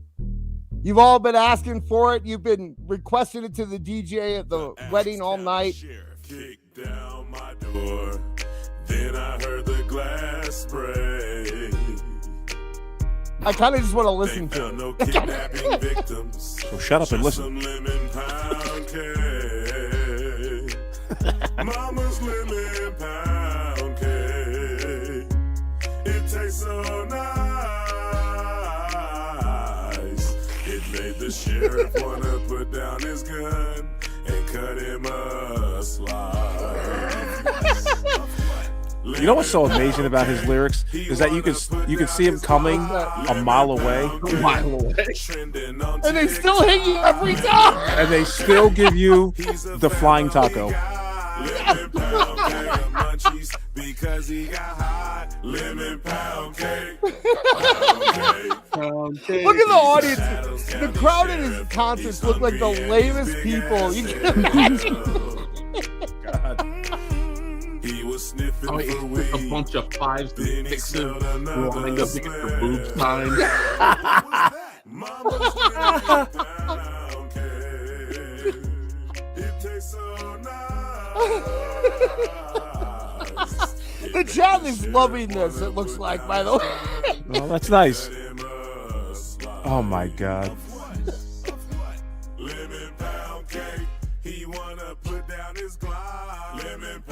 I love the chorus. He's a family guy. Lemon pound cake. Because he got high. Lemon pound cake. You know, after every one of his concerts, he's like, by the way, half off on all buds in the back. And t-shirts are on the left side of the auditorium. Get your lemon pound cake t-shirts for just $3.99. Yeah. for $4.20. Yeah, exactly. While supplies last. How awesome is it that this man was able to revive his career? Oh wait, downtown looking for a woman. I couldn't find no woman. I found a lot of men that look like women. Atona Sharp super chatted $5. Afroman is the Midwest's Jimmy Buffett. Prove me wrong. 8p.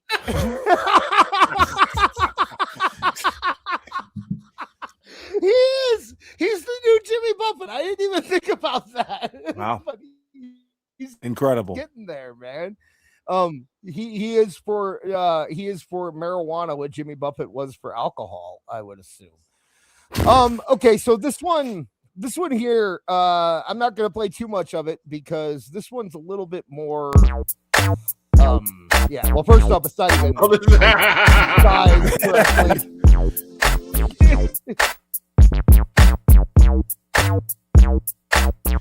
He wore this during court, by the way. Oh, you did.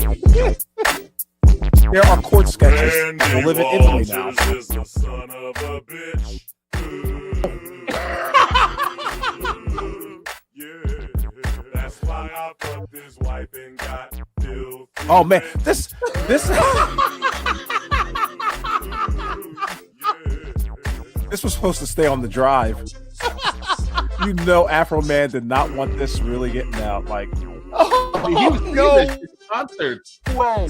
I think he made a Oh. shirt for this song too. Yeah, he was playing this at Oh, well, concerts, never mind. dude. Holy cow.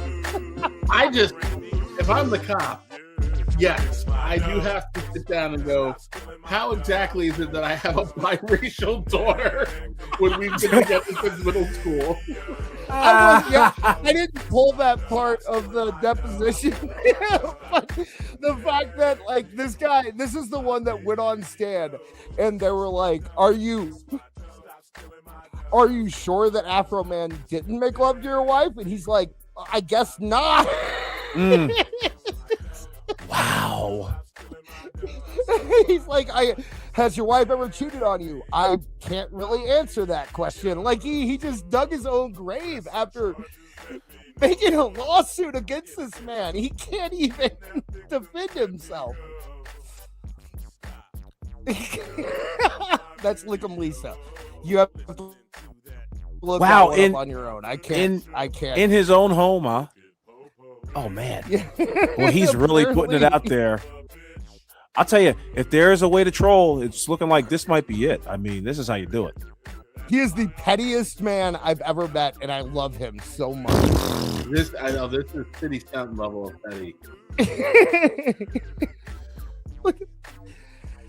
All right, so Oh my there's goodness gracious. there's one more that might be better than that whole thing, but let me bring it back to wrestling before we get to the main event here. And I'm sorry if I have to resize this. These videos are being weird. I did this before the show. Don't worry about it. Just before the show. But nope, that one works. So you're just seeking damages based upon what he said about the sheriff's department? No. That isn't That's what's Big been Vito, is it? directed to me. What was directed to you? Being called a thief. Okay. Other than that, anything else? No. Was there a direct post of you being called a thief? Okay, this is where we tie it into wrestling. Chat, you may know it already. Don't spoil it. But his description, that, you know, his little nickname that Afroman gave, because Afroman gave all of them nicknames, and his happened to be very wrestling centric. So let's listen to what nickname our buddy here got. Post of you? No, just directed by the people in the community.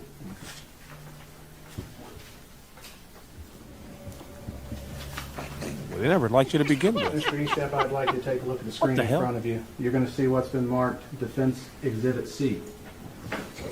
This was Afroman's post. And that is the singular post that Mr. Foreman made in reference to you, correct? Yes. Where you were called, and I quote, Colonel King Kong Bundy. Yes. Colonel King Kong Bundy.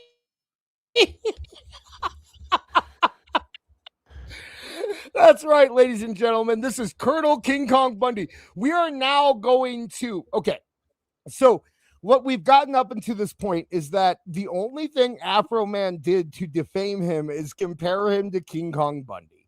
At no point did he actually call this man a thief or say that he did anything. All he did was call him the Colonel King Kong Bundy. So And he received death this threats. is where we get to the part where From who? Big John Studd? The lawyer starts. the lawyer they start debating about how good King Kong Bundy is as a wrestler. Oh my God. I know. Listen. Good one, correct? I don't know about that. Oh, I have to go back because I missed it here. King Kong Bundy was a wrestler, correct? Yes. Damn good one, correct?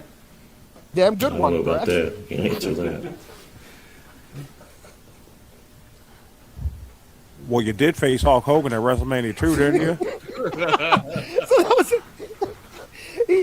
he had to answer that King Kong Bundy was a bad wrestler if he wanted to get the defamation claim. There was a T-shirt made calling you King Kong Bundy, correct? Yes. You told me about an incident where He looks like he wants to laugh right there. a friend of yours made a joke about that, correct? Wasn't a friend. He was like, it's pretty It was soft. One of the firemen on the fire department that I was chief of. One of them wore a shirt Ring to spun the cotton. Christmas party. So the fire department, They thought it was a joke, correct? the fire department decided to wear Colonel King Kong Bundy shirts to some event that they did, and he's a Nice. cop. So they were giving him crap. So I love this. You know what's crap? This just tells you how shitty this department is. Yeah. In the community. It tells you that they have zero relationship with the community. That the entire community, including the fire department, whether they be volunteer or not, everybody got together and said, "Yeah, fuck these guys." Yeah.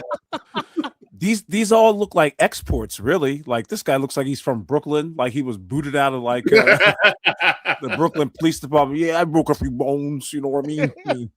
Then I had to come over here to Canton. Let's finish. We only got 23 seconds left, but I don't know if they thought it was a smacked joke. some people I around. don't know what the true intent of it was, but they wore it. I don't know what the That's true all. intent was. Have you ever had jokes made at your expense? Oh, yeah. Made jokes at other people's expense? Yeah. So it's a reasonable assumption they bought it as a joke. Did your captain not I call would you the hope. French angel? Oh wait, we got one more. My life was in danger. Atona Sharp super chatted $5. That is the tamest thing I have ever heard a FD do to a PD or vice versa. Yeah, exactly. Thank you, Regina. NYPD's getting ice snowballs thrown at them, right? And water dumped on them when they're not being shot at. And this guy's like, "It doesn't look like King Kong Bundy." No, yeah, there were other cops that had more legitimate claims, although none of them panned out. Like the guy who was like, he said he slept with my wife, and we saw what happened with that. Yeah. Or Lickum Lisa, which I cannot tell you how much I recommend going to look up the Lickum Lisa video. That thing is 13 minutes long. Oh okay, my God. It is a song. It is 13 minutes long. He hired it's an actress. opus. It's not a song. He hired an actress to play. So I really do recommend that. But I think my favorite one is this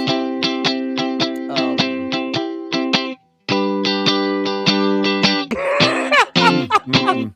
Mine eyes seen the corruption of the Adam County cops stealing money. I just want to tell you, he did this video while the trial was ongoing. So, like in the middle of the trial.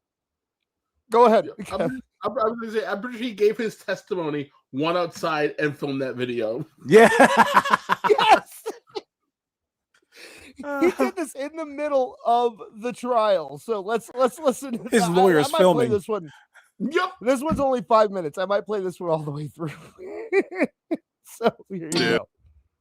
Selling cake when they make they traffic stops. First they screw you, then they sue you. Play games and dismiss your claims. The proof's on the internet. Afroman will bring it to ya. Afroman is gonna do ya. Afroman is gonna screw ya. My proof's on the internet. Mine eyes have seen informants get busted with felonies. Tell the cops I'm a kidnapper. That was the and one I who called sell on a him, by the lot way. of keys. Raid Oh, my really? house and Yeah. then get pissed. Cause the dungeon don't exist. My proof's don't on care, the man. Afroman don't care. internet. I can tell by his kitchen Afroman floor. will bring it to ya. God damn. He designed the entire property off of that shitty kitchen floor. Afroman is gonna screw evergreen and white. ya. My proof's on the I need the internet. most My dated- gate don't operate, and my door is on the floor. My camera. I mean, look at that. Did you see that kitchen? Lisa Phillips is Green scissors. downtown. That They is take my 1968 mama's lemon and pound 73. cake. My Right. proof's on the internet. Afroman. I love how he's will just bring doing it this to video. He's walking around like a ya. high school track and just doing. No, that's his property. I'm certain of it Oh, because everything is green and white.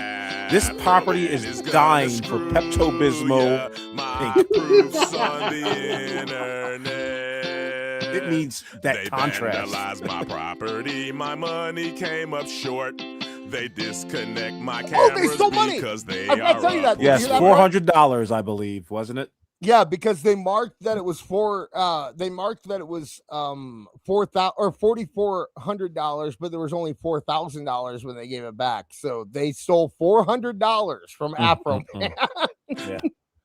Yeah, They're the that was his predators lawyer and the victims, filming and the whole they're thing. suing me Definitely. in court. My proofs on the His lawyer looks like he's a chili internet. Afroman will bring it to ya. Afroman is I'm gonna buy. I swear, I'm going to support everything Afroman does from this point forward. Oh wait. At UN ** super chatted $4.99. This is better than Han the actual battle hymn. You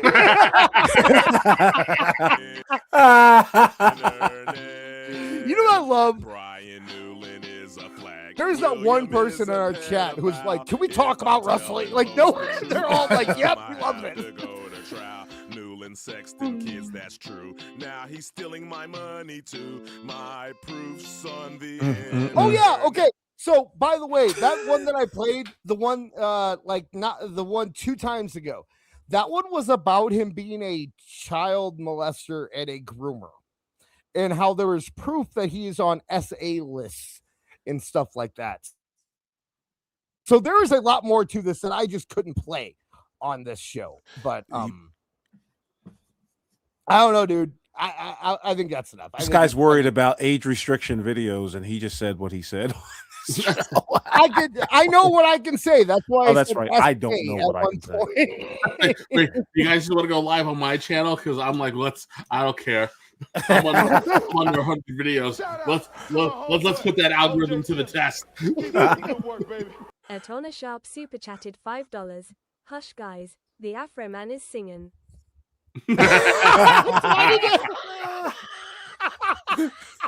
Did we have our hands over our hearts, gentlemen? That's off. Afroman is gonna sue you. I'm dead serious. I am supporting this man in any endeavor he has in the future. I have become an Afro. Whoa! Hold on, Dis. Wait till Yes, you sir. find out his name ain't on the Epstein list first, okay? Before you go and jump to some sort of conclusion. Has he been searched yet? Afroman on the Epstein list. Yeah. Not on the Epstein list. Oh my gosh. Okay. I don't think. Okay, I'm going to let you make this call. All right, sure. We have time for either the TED stuff or we have time for the SRS stuff, but we probably don't have time for both. Sean So what are you Rossap lied. Let's go straight to Ted DiBiase because finally we could talk about some wrestling. And okay. You know what I mean? Maybe we'll get into can talk SRS next week or next something. week. And But- yeah, just ultimately know there's proof that exists. We've got it. It's on video that Fightful did not run the Ricochet story at all. The excuse was they should have, but the bottom line is they didn't. Make of that what you will. We all know what it means. But yes, let's talk about Ted DiBiase. Man was acquitted this Real week. quick, I'm sorry. gonna Sure, shout go out to Mike. I'm gonna shout out Mike Glass because he said that song shouldn't be stuck in my head now. Mm-hmm. Dude, I'm telling you, go listen to Lick 'em Lisa. He is really trying. Like, dude, taste this. Drink this. So that's the only thing I wanted to play. Lick 'em Lisa was the only thing I wanted to play, and I couldn't do it. Well, we don't have no Patreon yet, I guess. So Sean Rossap is gonna DM ya. Yeah. Sean Rossap is gonna spam ya. I do want to. I will say. I will keep going. Hold on. Man's cooking over here. We might have a new video for Toonie Talk Wrestling. You keep going. Drop a fat beat. The Sean Rossap thing is interesting because it actually involved a lot of people who listen to this show. I got like multiple DMs of SRS arguing, with people who are in our chat every week. So he was just arguing with everybody. This like he didn't care. Oh God, I just don't get it. I don't get it. Like, don't you have better things to do with your time? Apparently not. Than quibble with anybody on the internet who may just question something you did. You did like it's oh God. He brought a random internet shitter onto his podcast on Fightful to argue with him, and then he made the offer. And to Kev, he chose the right one just by looks, and that's all I'm gonna like. Come on now, Sean Ross Sapp really does know how to pick them. He doesn't engage with those who have a couple nuts in their head. You know what I mean? Well, that's deliberate. He doesn't want to be challenged, and he doesn't ever want to put himself in a position where he picks someone who will embarrass him on the air, because then there's no if fans are you can't explain that away. But you go out of your way to club a few baby seals and pound your chest and tell everybody you did a good job. You get to live inside of your delusion. It is what it is. I always say, if I think he's right, I'll say he's right. If I think he's being a prick, I'll say he's being a prick about it. I just blindsided. Our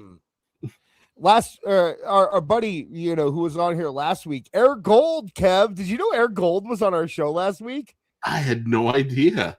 Air Gold was on our show last week, and people loved him. I've gotten nothing but the best responses about Air Gold being on our show last week. But yeah, Air Gold was here last week, and SRS, as we all know, famously went on Twitter Spaces with Air Gold, and I think that Air Gold was probably the one that handled him the best, because I think he saw Air Gold as like, he's an AEW guy. He'll concede, but Air Gold didn't concede, and I'll give him credit, because this guy that I pulled the clip from this week literally just shut off. Like he didn't even stay to say goodbye. He just left. And it's like, man, come on, do better. He'll never go after Awful or Beard or any of those guys. He'll never go after people who can actually argue with him. Oh, he's still he's just gonna go after the shitters. He's still crying about what's his name, Counselor. Yeah, really. Oh gosh, shout out Counselor. He's long gone, long gone. I haven't seen. Do you hear from Counselor anymore at all? Awful. Have you heard from him at all? I have not. But at the same time, I have not gotten in contact with him.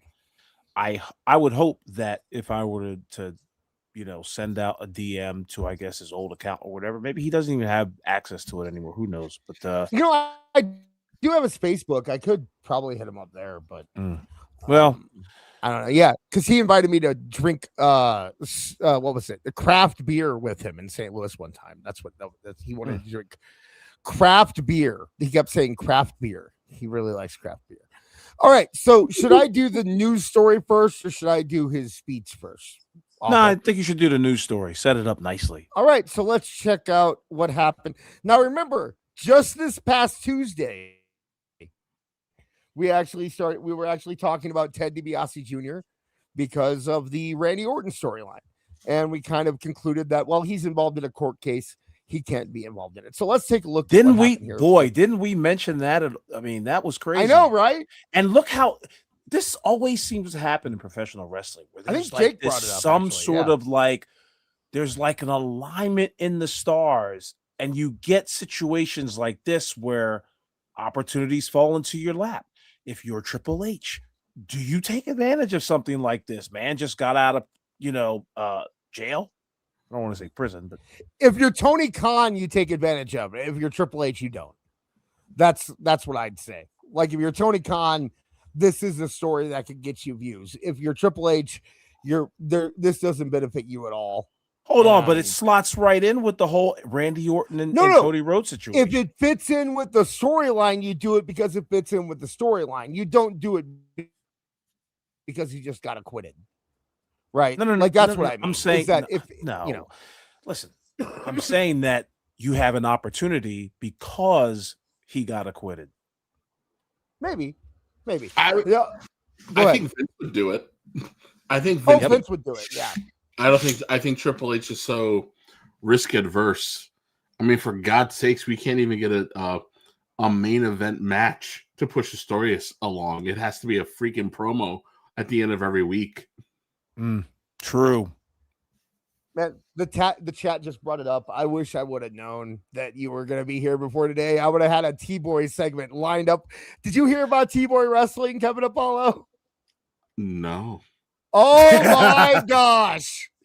Well, it gave us our highest views. Yeah, there was a T-Boy wrestling company who had a scandal happen to them. 5 people did GoFundMe's based on this, and they ended up like 3 companies went bankrupt because of them. And a whole bunch of, but it was called T-Boy Wrestling. And you want to guess where it was? Oh God, where was it? I'll just let you know. Portland, Oregon. I'm so glad you have a camera. Where their entire legal system is no disqualification. Anything goes. Yes. Portland death maybe matches. we'll bring you on one time and do a whole T-Boy wrestling episode because we didn't even finish the story last week. Just text me and tell me to jump on. And if I can jump on, I will. T-Boy wrestling. It's a fun conversation. But okay, so you said do the news story first, so we will do the news story first. Spending the night with his family, the threat of possibly spending decades in prison no longer hanging over his head. Prosecutors call DiBiase a thief and a con man. His attorney says today's verdict speaks for itself. Ted DiBiase Jr. walked out of the federal courthouse Friday afternoon a free man after a jury. He should have did the $1 million laugh. Yeah. Held his lapels. Every juror's got a price. Bad, get out of here. I really had no I had no horse in this race, really. But it is kind of nice seeing Ted DiBiase being found not guilty. You know, like I don't know. I don't know enough about the case. Maybe I'm wrong. Maybe he's completely guilty. I don't know. But go ahead. I was gonna say, well, because Brett Favre got in trouble for something extremely similar, and I was like, they're gonna want to send a celebrity to jail, and he's not anywhere near famous enough to be getting away with this. I was convinced he was going away. I was convinced. I'm like, you are. I was too. You're D-list. You're D-list celebrity. You're a former celebrity. There's no way you can find a lawyer that's getting you out of this. Wow. Well, apparently the jury has spoken. I mean, correct. Yeah, Beard said he should have. Beard said he should have carried the $1 million belt. Exactly. He should have worn a neck brace during the trial, like Vince. Thank you, Beard. All right, let's hear what we got here. A sprawling 13-count criminal indictment. I told you. Got it right. I give all glory to God. I give all the credit. Hey, you know what? The man looks good. Yeah, he lost a lot of weight. He did. He did. For being away from wrestling this long and not, he's looking pretty good. I think maybe he saw some dollar signs when Cody returned to WWE, and he thought maybe someday, My Lord and Savior. The jury deliberated for just over 4 Virgil. hours. They didn't buy the prosecutor's case that the former pro wrestler stole some $2.9 million in federal welfare funds that officials say was intended for low-income Mississippians. DiBiase thanking and praising members of his legal team. I did an amazing job of portraying the truth, and 7 years of being slandered and made to be something that is completely false is about torn my family apart, but we're strong. For 6 years of his life, he's been unemployable. He's been unable to do anything. That's a fair statement. It kind of did tear his family apart, right? I mean, like the dad, Ted Senior, had to distance himself from the situation if he wanted to continue being employed by the WWE. And there was a problem with him and his brother I heard about. So yeah, I mean, there's something to be said about that. That it he destroyed his charities. It's yeah, and honestly, it really did destroy any possibility of there being a career again, right? Because you have to imagine, you got Ted DiBiase in the background, but Cody came back, Randy's Listen, dude. involved. I'm telling you, mark it down tonight. I'm saying it. My prediction is we will see Ted DiBiase interfere in the Randy Orton Cody Rhodes match. I would pop like a pimple. It's going to happen. It's going to happen. Let's get back. Quick bounce back payday. Support and take care of his family. 4 members of the U.S. Attorney's Office who tried the case against DiBiase could hardly believe their ears as they listened to the court clerk read the words "not guilty" 13 times as the jury. He must have floated on air when he heard that shit. So I hope Everyone thought he was guilty. Kev, did you think he was innocent? I mean, okay, let me rephrase that. Did you think that he was going to be found innocent in this case? I thought I was like 13 counts. They stacked the deck. I thought he was. I'm serious. I thought he was going away. Yeah. I was like, they kicked out at 2. They got someone. Yeah. He kicked out at 2.9. Yeah, 2.9 million. Honestly, like the fact that he was found innocent makes me think that he was probably because like.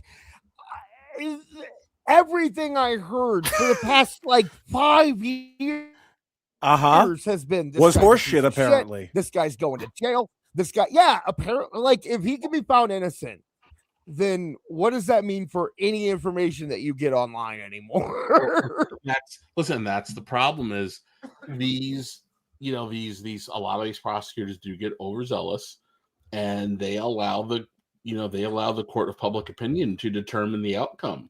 Mm-hmm. So that's also, especially now, in the social media era, I do think you're going to start seeing people have issues with the fact that they're not sure if they can actually get fair trials anymore. Because if you are even so much as a celebrity adjacent, your information and business is out there for everybody to see and comment on. And you're guilty. You're guilty. But so, right. It sucks. It sucks. But the Brett Favre version of this one became way more fascinating for me. Than what's so I didn't super follow this one. Wait. But I want it too. I saw it and ahead I had of to time. fight inch for inch to get this, and I'm not about to lay down on my back and let someone cover me. I thank you very much. Atona Sharp super chatted $10. Honestly, when I heard the charge amount, it sounded to me like the prosecutors had stacked charges to force plea deals, which they got from everyone else. Yeah, I can see that. True, though. Thank you very much, Peter Sharp. Go back, Kevin. I think it's true though. They again they get overzealous and they just jamming up your butt and want to bully you into a plea. Yep. Well, look at listen, who's the Red Ranger has something similar going on too. And that was I believe that was his LLC's accountants were the ones handling all that stuff. He wasn't even doing it himself. So it's an interesting time. It's an interesting time, especially with how people are kind of now with the legal system. People are very much so aware that lawfare is a thing. It's not just a conspiracy theorist, talking point. So but it does seem to be kind of correcting itself. Mm. Like if you go and actually guys, I was glued to the Afroman trial. Because that was televised everywhere, and the judge there was a reason for that. The judge seemed very much against him. The judge seemed like he was sure he was going to go away, and he was like getting mad at Afroman's lawyer and all kinds of stuff. But Afroman won. Right. And This was the inverse OJ trial. Yeah. And I mean, Diddy lost. You had Epstein lose. You had this. You had Ted DiBiase get free. Like, there is some kind of feeling about like things are kind of moving in the right direction. The people that you'd expect to get off are going to jail, and the people that you'd expect to go to jail are getting off. And it's an interesting time to be alive, I'll say. But Okay. interesting. I said interesting. I didn't say good or bad, awful. I said didn't- interesting. I said nothing at all. I know. You said, So let's go forward. The judgment of these jurors, because one thing that these jurors have been exposed to that nobody else in the world has seen is the whole Boom. story. Lead defense attorney That's Scott it. Gilbert says he saw a good sign And that's the early one on, thing just a that I short can time before the verdict respect came about down, the judicial when the jury system. sent a note to the judge asking a What's question that? about convicting 12 people decide, and it's been decided on for hundreds of years, and it's one of the most fair and the most precise way. That's not to say that it is absolutely precise, but it's closer to precise than not than a lot of other countries. Like, 12 people of your peers get to decide. Seth Rollins, I'm coming for you, boy. And I'm coming hard. Atona Sharp super chatted Jesus. $5. Chinese cursing dis. Chinese cursing. Did I Chinese curse? Mm. I don't know, but She probably knows the language. I'll say it again if you give me another $5. So, God damn it! go ahead. Awful. No, that's all I've got to say. That's keep my it rolling. gimmick. Damn it! I know. That's my. A Jew? Even if he wasn't aware That's- those that's funds he Jake. received were obtained fraudulently. When the jury asks a question about what it means when they don't think the defendant knew that something happened, that's a pretty good indicator that they had decided that whatever went on, Teddy DiBiase wasn't a part of. To all the doubters or haters or people that have maybe had false information and not all the information, I forgive you, and I love you too. And take a look at some of the 7. All right. So Look at all the guilty pleas. They were like, "Listen, we fess up. Brett DiBiase. He took a guilty plea. his brother took a Wow. deal. Yeah. So Teddy, man, he stuck by his guns and he got acquitted. So we Nancy do have knew. his- What are you doing, Nancy? What are you doing? You could have. Can we go back to that picture? Or I guess we can't. But yeah, it was mean, part of yeah. the video. Nah, you're all right. But come on, Nancy. So I expect a little bit better of you. we have the post They did an comment amazing here, so let's job take a of look at portraying that. truth, and 7 years of being slandered and made to be something that is completely false is about torn my family apart. Look, This I is don't- so wrestling storyline. You can listen. This is where it's at. If Triple H, you're not going to sell any more tickets because you're probably going to have to do it at the event. But a backstage segment, or like I'm predicting, an interference or a run-in from this guy, you are telling the American story. The second chance. You see, that's the thing you put on Unreal Season 3 right here. You know what I mean? And so with that, I'm getting more and more confident just watching him, for lack of a better term, cut a promo and thank God and all that. And Where was the trial? It was in Mississippi or like Louisiana or somewhere like that, right? Who knows? I'm just trying to figure out if WWE has political clout wherever the trial was, because maybe they're like, oh, you really hey, think that they did the Jimmy Snuka? I'm not saying for sure.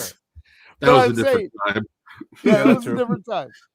It was a different time. I'm just saying it'd be funny if it was like in, if it was in Stanford, Connecticut, and somehow we got cleared of all charges before they used him at WrestleMania.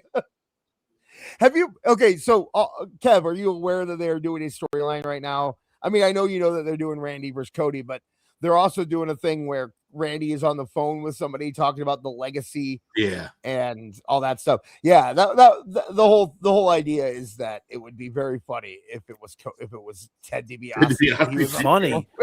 It would fit like a fucking glove. It really would. We all It know really it. would. That's what I'm saying. Like this is like lightning in a bottle. And how many weeks till WrestleMania? What, 3, 2, 3? Yeah, there's 3 left. There's 3 left. Yep. You can still do it. He doesn't really have to really train. You put him in the black mask, like you know, like you do with everybody else. You have masks. Yeah. Who knows what the hell's going on with that? But, I don't. Yeah, you have him crotch chop Cody or whatever. Take off the mask. Oh my God, it's Ted DiBiase Jr. What the hell is he doing here? What the hell? He's supposed to be under the jail. Couple things in the chat. Yes, it was Jackson, Mississippi. Thank you very much. I was one of my guesses was correct, so I'm happy about that. Another thing in the chat. They said that did Vince like Ted? I specifically remember hearing a story about Vince not liking him. Am I crazy, or does anyone else remember? I don't think Vince liked him because he didn't do anything with him. And you would have thought it would have been a laydown, or they would have even just sent him to NXT to kind of help get it off the ground. Nope. It was, all right, this is go, leave, get out of here. He, to be fair, had a plain face. Like there was really no emotion. Yeah. They really screwed him up. Yeah, they messed him up. But he also the promo wasn't there. That's true. He couldn't cut the promo like his dad. And that, he just needed more time. He just needed more time. I also think Vince, very similar to Russo, just does not like it when wrestlers have a certain kind of accent. Yeah. Yeah. The thing that I always got about Ted, and I never understood it, is that there was such a built-in storyline from the beginning where you have him play the Nepo baby. Right. Like that always seemed like the route you need to go with Ted DiBiase Jr. Is that his dad was the richest man on earth. So you have him be basically Tony Khan when he comes in, and just, and I never really understood why you had the $1 million man. They found out how important that $1 million belt was when they put it on somebody like him. And it was just like, too much too soon. People saw right through it, and the $1 million belt meant something, and because it did a lot for it when they put it on like Eli Drake LA Knight in NXT. Isn't it weird how your mind goes back? Like I had flashbacks to when LA Knight was in NXT, and I kept calling him Eli Drake because he was Eli Drake before that. But but like it did a lot for LA Knight in NXT, and there is something behind that belt. So when you just throw it on him, although I think if they would have done it at the beginning instead of at the end, it would have been different. But that's neither here nor there. We still have 55 seconds left in this, so let's get through it. We're strong, and I've had so many friends and so much family that have come around us, and I'm proud that we've walked through this, and I'm so thankful that it's over. Do you have any doubt at all that you would be found not guilty? I left it in God's hands, and whatever the verdict was today, I was okay with it. Man makes his plans, God directs his steps. Just what was going through your mind? How long was he going to be spending in the Bing if he was found guilty? I want to say it was up to like 30 years. Yeah, he was gone for a long time. With that amount of charges, unless the judge had done something like you were serving them all concurrently. Yeah, he was gone for a long time, and I get it. That's why he had to fight. I guess the only thing I can assume is that the brother did it, and it was guilty by association, and that could be part of what tore the family apart. Yeah. Well, because has Ted really been involved too much in this stuff? Like Ted Sr.? Yeah, Ted. I think his name came up when they were first talking about dropping indictments, and then they didn't include him. Right. I do remember that. I do remember there being reports that like, oh, Ted DiBiase might go to jail, and then he wasn't included in it. So, and then he has appeared on WWE TV several times while this whole thing was going on. So, I don't know, man. I'm happy for it. We only got 20 seconds left. Let's finish this. It still hadn't sank in. It's just been so long that this cloud has lived over me, and I'm just grateful for it to be over, and I'm grateful that I get to go home to my children, and I will remain with them. So I had a buddy of mine who was acquitted of 3 counts of attempted murder. Wow. Wait. And he told me, what'd you say? Wait. At Last Call Podcast, super chatted $10. Forget Ted DiBiase Jr. Have Orton bring in Ric Flair. Mania in Vegas. Hire AEWFUL and Kev to be Flair's handlers. We either get a great Flair moment or The Hangover Part 4. Either way, it's fireworks. Yeah, just leave me out of it. That's fine, Chris Connor. Hey, Chris, why not both? You know what I mean? We appreciate your support, Chris. Thank you very much. Anyway, what were you going at, Awful? Well, goddamn, what was I saying? Yeah. My friend was acquitted. He told me point blank. He was just like, he was just like, I felt like I was lifted off my feet when they read down the verdict of not guilty, not guilty, not guilty. And I was just like, wow. I mean, but see, he had a public defender, and he told me every so often, he was just like, I would always be in my public defender's fucking face, telling him to go to the law library, do this, do that, do whatever. Right. And that's, Your that's the one thing. We believe you. Up. Your friend did it. Yeah. I was going to try to turn this into high comedy, but this had to go on and lowbrow for me. But ultimately,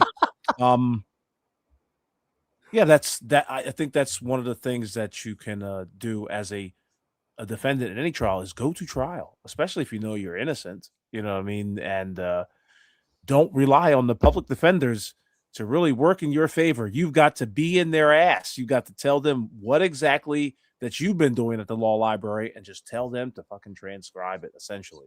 I mean, this is the only experience I've had with such a case of such magnitude, but it reminds me of what my friend went through, and it's just like, wow, that's something. I can imagine what Ted DiBiase is going through as a free man from the Bing. And no, it wasn't me, Dis.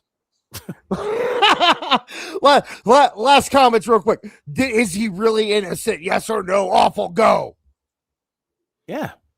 12 juries have this. 12 jurors have decided. I want it too, and I had to fight inch for inch to get this, and I'm not about to lay down on my back and let someone cover me. I thank you very much. At Honor Sharp super chatted $5. High comedy in this economy. Yeah, if you wanted high comedy, we had it about hour and a half ago. We were talking about Afroman. Kev, is he innocent? Do you accept the verdict? Yes or no? I accept it. Yeah, a jury of his peers say that he's innocent. How dumb would you feel if you were his brother right now? Like, damn, I took the plea deal. Like, I got to spend 12 years in this motherfucker. For real? He was like acquitted. All right. We do have one more thing that I am going to play, and it is meaningful, and it is also going to lead into plugs. So let me show this real quick. Yo, life brings us heroes in so many forms. Some wear capes, some wear jerseys, and some step into the ring and give everything they've got, not just for wins, but for the sheer love of the game. This next story is about one of I'll those accept guys, this AI. a man who wasn't just a wrestler, but an influence, a I'll accept legacy, this and a legend. This is the life and journey of Dennis Condrey. Born on February 1st, 1952, in Florence, Alabama, United States, Dennis grew up in a place where grit and determination were part of everyday life. From a young age, he loved physical competition and dreamed of doing something big with his life, something that made people remember his name. That dream pulled him into professional wrestling, a world of sweat, showmanship, pain, and glory, where only... Okay, I didn't realize this thing was 8 minutes long, but I told you that. Dennis I Condrey looked you dead in the avatar, and I said, "This thing is 8 minutes long." I thought you were watch it all? talking You were about like, something "I watched all of it, bro." I And I did was not. just like, "No, you didn't. No, you didn't." Okay, here's the thing. I really only experienced him based on the feud, like okay, from the feud where they did the original Midnight Express versus the quote unquote new Midnight Express and forward. Right. That's when I was really exposed to him. So I'm gonna kind of let you guys talk about him a little bit if you would like. Why? Because we're 60 or something? I mean, I mean, you seem to know more about him than I. Yeah, this is where we need Travis. Yeah, really. Holy cow. Like, I know Dennis Condrey only from the original Midnight Express, and at the time I was not exposed to him all that much. What I have seen of his from videos and YouTube, he listen, they don't really construct wrestlers like that anymore. They don't have, they don't have his size, they don't have his look anymore. But that shit back then was uber believable. You could tell that Dennis Condrey and the Midnight Express, like, they felt legit. Even today, like, if you were to play one of their promos today, it's just like, Young Bucks who, Fraxia what? Because they had a style all their own, and he had a whole personality on his own. I'm trying to remember his tag team partner, whose name is escaping me. Bobby Eaton? Was it Bobby Eaton? Yes. Oh my In god. the original ones, where it was oh god. I mean, yeah. the main one was. It was okay. Yeah, Randy honestly, Rose and Austin. What's that? Say it again.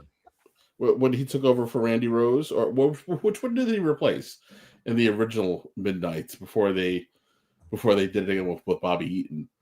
Was it Austin, or was it Rose that he replaced? I don't remember. I thought it was Rose. I thought it was Rose, but I'm not the person that should be answering this question. So Chris Connor says in the chat it was Randy Rose. Randy Rose. Okay, there we go. Although Alt Jake says it's Austin, so who knows? Yeah, George Captor is the person you need to talk to about this, and he'll be on. You can check out Jake tomorrow, and find that out. But I do remember him. Go ahead. He had a lot of health problems. I'm assuming, because I did see him in a interview. Excuse me, a promo he cut with FTR. I believe it was an AEW. Might have been off camera or whatever. But I think he was using a oxygen. Yeah, oxygen. I think he was using it to speak. So yeah. Okay, Beard has it, by the way. The original Midnight Express was a 3-man team with Dennis Condrey, Randy Rose, and Norval Austin. He replaced Austin with Rose, according to Wikipedia. Okay. And then yeah.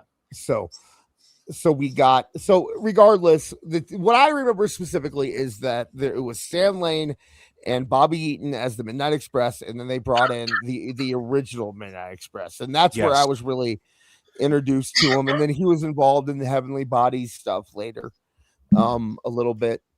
But I'm showing up and killed the angle. yeah.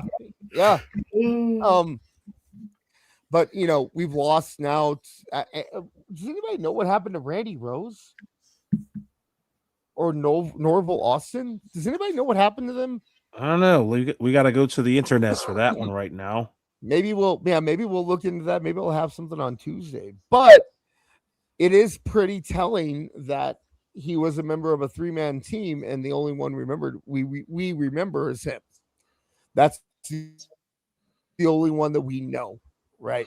That's the only one that kind of stuck around. And I do feel like going back and having watched his stuff with Bobby Eaton, he was kind of like if you mix Stan Lane with Bobby Eaton, you'd get him, right? Like he had that kind of, his wrestling style was more like Stan Lane, but he was kind of the more, his personality was more Bobby Eaton, but yeah, the man passed They away. all knew how to throw a punch too. God damn, like there's a whole YouTube video about 11 minutes long, why Randy Rose was actually forgotten.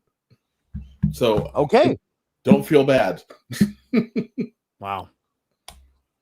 Interesting. Crazy. So obviously we want to pay the man his respects and what he deserves. I'm also using this as a kind of not so much a segue because we're kind of done for the night, but I do want to look into the AI epidemic that we've had in terms of wrestling content on YouTube recently, where it seems like every new wrestling channel that comes out is AI, and it's very obviously AI. And I had a few videos that I kind of bookmarked and stuff. So if you guys want us to get into that, we will be obviously more than happy to. But right now, I want to bring attention to our guest, Kevin Apollo. What do you have to plug? What do you want people to tune into? Go to the House of Apollo. I will start redropping videos again this week. I just did I think I'm going to do a segment called Going Over, where I may talk about what's happening in pop culture and even some wrestling, because it's whatever. But yeah, Trish and I filmed. We talked about Spider-Man trailer, wrestling crap. We made fun of Bret Hart. Bret Hart looking lovingly at a cat. Imitation. It was like a little bit of whatever happened to pop up in the conversation, because it was one of those like, hey, I don't feel like making all these videos individually. Just I need someone to shoot the shit with. So that's what's gonna drop tomorrow. After that, I'll get back to the regular rotation. Other than that, I'm yay shy of 500, and I know falling off the earth didn't help for the last 3 weeks. So I'll be back. But guys, go follow and share some stuff. And go watch my not Star Trek videos. Absolutely. The link is in the description below. Make sure you are supporting Kevin Apollo. Awful, what were you saying? The Spider-Man trailer. Your thoughts? I don't know. I'm of two minds. I thought the hand was pretty cool at the end. Mm-hmm. I'm interested to see what they do with the Punisher. I like that. He kept trying to be, foul mouth. I'm from Daredevil Punisher, and he kept getting cut off, which was kind of fun. So like we didn't shy away from it. I don't know why you're gonna waste what's her name from Stranger Things. What the hell is her name? The little redhead girl. I think she's playing a certain character that's kind of like a B-lister, instead of just letting her be the real Mary Jane, or whatever. It is what it is. I don't know. I would have liked to have seen. Well, I'll put it to you like this. At the end of No Way Home, he makes such a selfless sacrifice for the greater good that I found it a little weird that 4 or 5 years later he's still kind of lingering and looming in the lives of his friends like a weird, like a creepy little specter stalker. Making no moves. Like this would have been a great opportunity to actually have like Spider-Man's supporting cast be in his life. Like I would have liked to see him working at the Bugle. I would have liked to have seen Betty Brant. Like it's there's things they could have done that they just have chosen not to. But at the same time, the Spider-Man movies, just by nature of how you have to handle the character, those movies have been a lot better, from what than what we've been getting from Marvel. So I think it should be okay. It should be okay. Okay. All right. Well, Kev, I had such a great time catching up with you tonight, and obviously you are welcome anytime here on This is Awful or Toonie Talk Wrestling or wherever you want to come. I am so far out of movies and media right now. The only thing, here are the two things that I know. There's going to be a Toy Story 5, and that they are. Is there a trailer for that? No, not. Yes, Okay. there is. Yeah, there was a trailer. What? There was. It was like a teaser. It was like a thing. And then that's right, where it's like some sort of AI robot or It was- whatever. yeah, tablets. It was tablets. Yeah. Yeah. And then I know. And then the new Mario movie's coming out, and Donald Glover is Yoshi, and people don't like it because those are the things that I know about pop culture. Awful. What do you have to plug? I got nothing to plug. Plug this show every Saturday, 10 o'clock. Awful, do a new show with me. Okay, what are we going to call it? That. I would watch that. I don't know. I have no idea. We'll talk about it. And 30 minutes in and out. And we're on Tuesdays, 8 p.m. Eastern, 7 p.m. Central Time. You can check out me and Awful and Jake and anyone else who wants to show up. We do Toonie Talk Wrestling. That's where we kind of just go over the news of the week, and it's not as long form as this show is, but anyone who's listening to this probably knows that by now. So you can check us out there, and then don't forget Jake. He does a show on Tuesdays and Sundays. So all Jake takes on because he is our co-host over on Toonie Talk Wrestling now. We still got 4 or 5 minutes left. Okay, I got some more movie questions. Okay, go for it, dude. I'm not stopping you. I loved the first Mario movie. Loved it. I did too. I feel like I'm going to be lost on the second one because my whole fandom, as far as like loving the brand and all that, stopped at Super Mario World. So I don't know a damn thing about Donkey Kong Yoshi. Country or Yoshi's Island or whatever all this other stuff is going to be, and I feel like I'm gonna have what do they call it? FOMO, fear of missing out on some of the Easter eggs that they may pop up in the movie. So I'm not as excited as to watch this as I would the first one, which I thought was excellent. I don't think it's gonna be that bad. I would say once you get to like Super Mario 64, there isn't much to know. Right. Like the Koopa kids were gone. I don't know. Finally brought them back.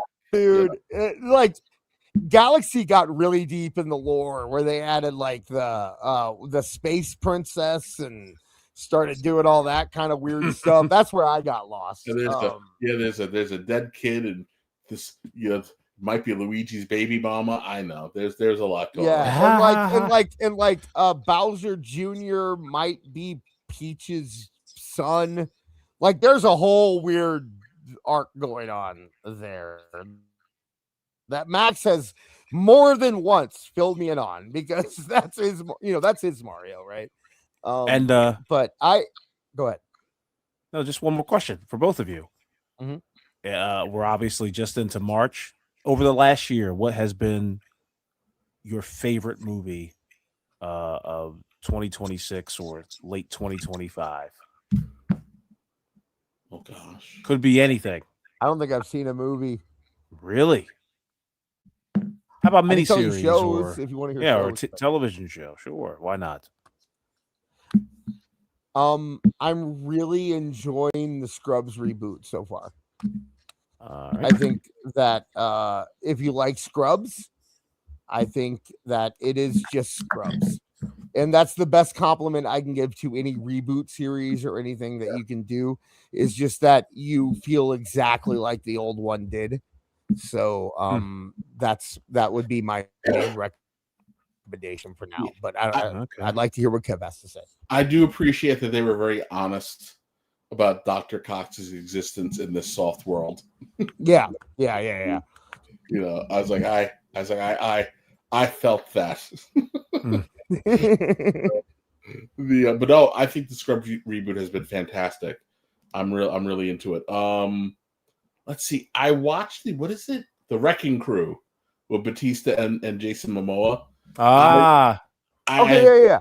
I enjoyed it, but I haven't seen much in the way of movies. It's funny. Right. So my kids wanted to go to the movies with a friend, and she got something off of AMC.com and didn't know how to do the refund. So when I logged into it, I was like, "Oh my god, it's been like a year and 8 months since I." I like the Wrecking Crew. Silly fun. Nice fun action movie. I have been watching because I love being an old man. I've been watching Tracker on CBS with with Justin Hartley and watching NCIS Origins. Yeah. It's past your bedtime, Gramps. Yep. Oh, you know what? LK brought up Ted. The second season of Ted is just as good as the first season of Ted. If you like Ted, the new season much better than the movies. Oh, way better than the movies. And I've been trying to finish the first season of Ted because I'm like, oh wait, I want to see season 2. But then I found out that stupid Peacock canceled it anyway. They didn't cancel it. I mean, they kind of did. It was just like they said that he could keep doing it, but that they'd have to cut the budget. And he said he can't do it without the budget. And then that's why everyone got mad about the Bill Clinton AI, because they're like, you're so worried about the budget. Why'd you make Bill Clinton AI? Kind of thing. Mm-hmm. I was like, you just can hire a Bill Clinton actor. But whatever. No, he couldn't. He said he couldn't. So, but the new season of Ted is very good. So if you want to check that out. But yeah, okay. Dude, most of my movie viewing comes in the summer, and it's usually Max oriented. And I will probably end up seeing I'm going to see the new Mario movie, and I will probably end up seeing whatever shows at the drive-in, and that's kind of what I end up seeing. Gotcha. Yeah, but I think that's it. I like how you said we had 5 minutes. Awful. We usually go 2 hours. We went 2.5 tonight. So the fact that you said we had 5 minutes left is a bit misleading. But I'm trying to be professional out here. I get you. I get you. Post. All right. So I think that is it. So hopefully we will see you all Tuesday. And until then, Awful, why don't you close this out? Thank you, everybody. Peace to the chat. Peace to the panel. Kev, thank you for being here. Dis, as always, thank you very much for steering the ship of the show right into an iceberg. But everybody, thank you for tuning in, and we will see you guys next week. Peace out, y'all.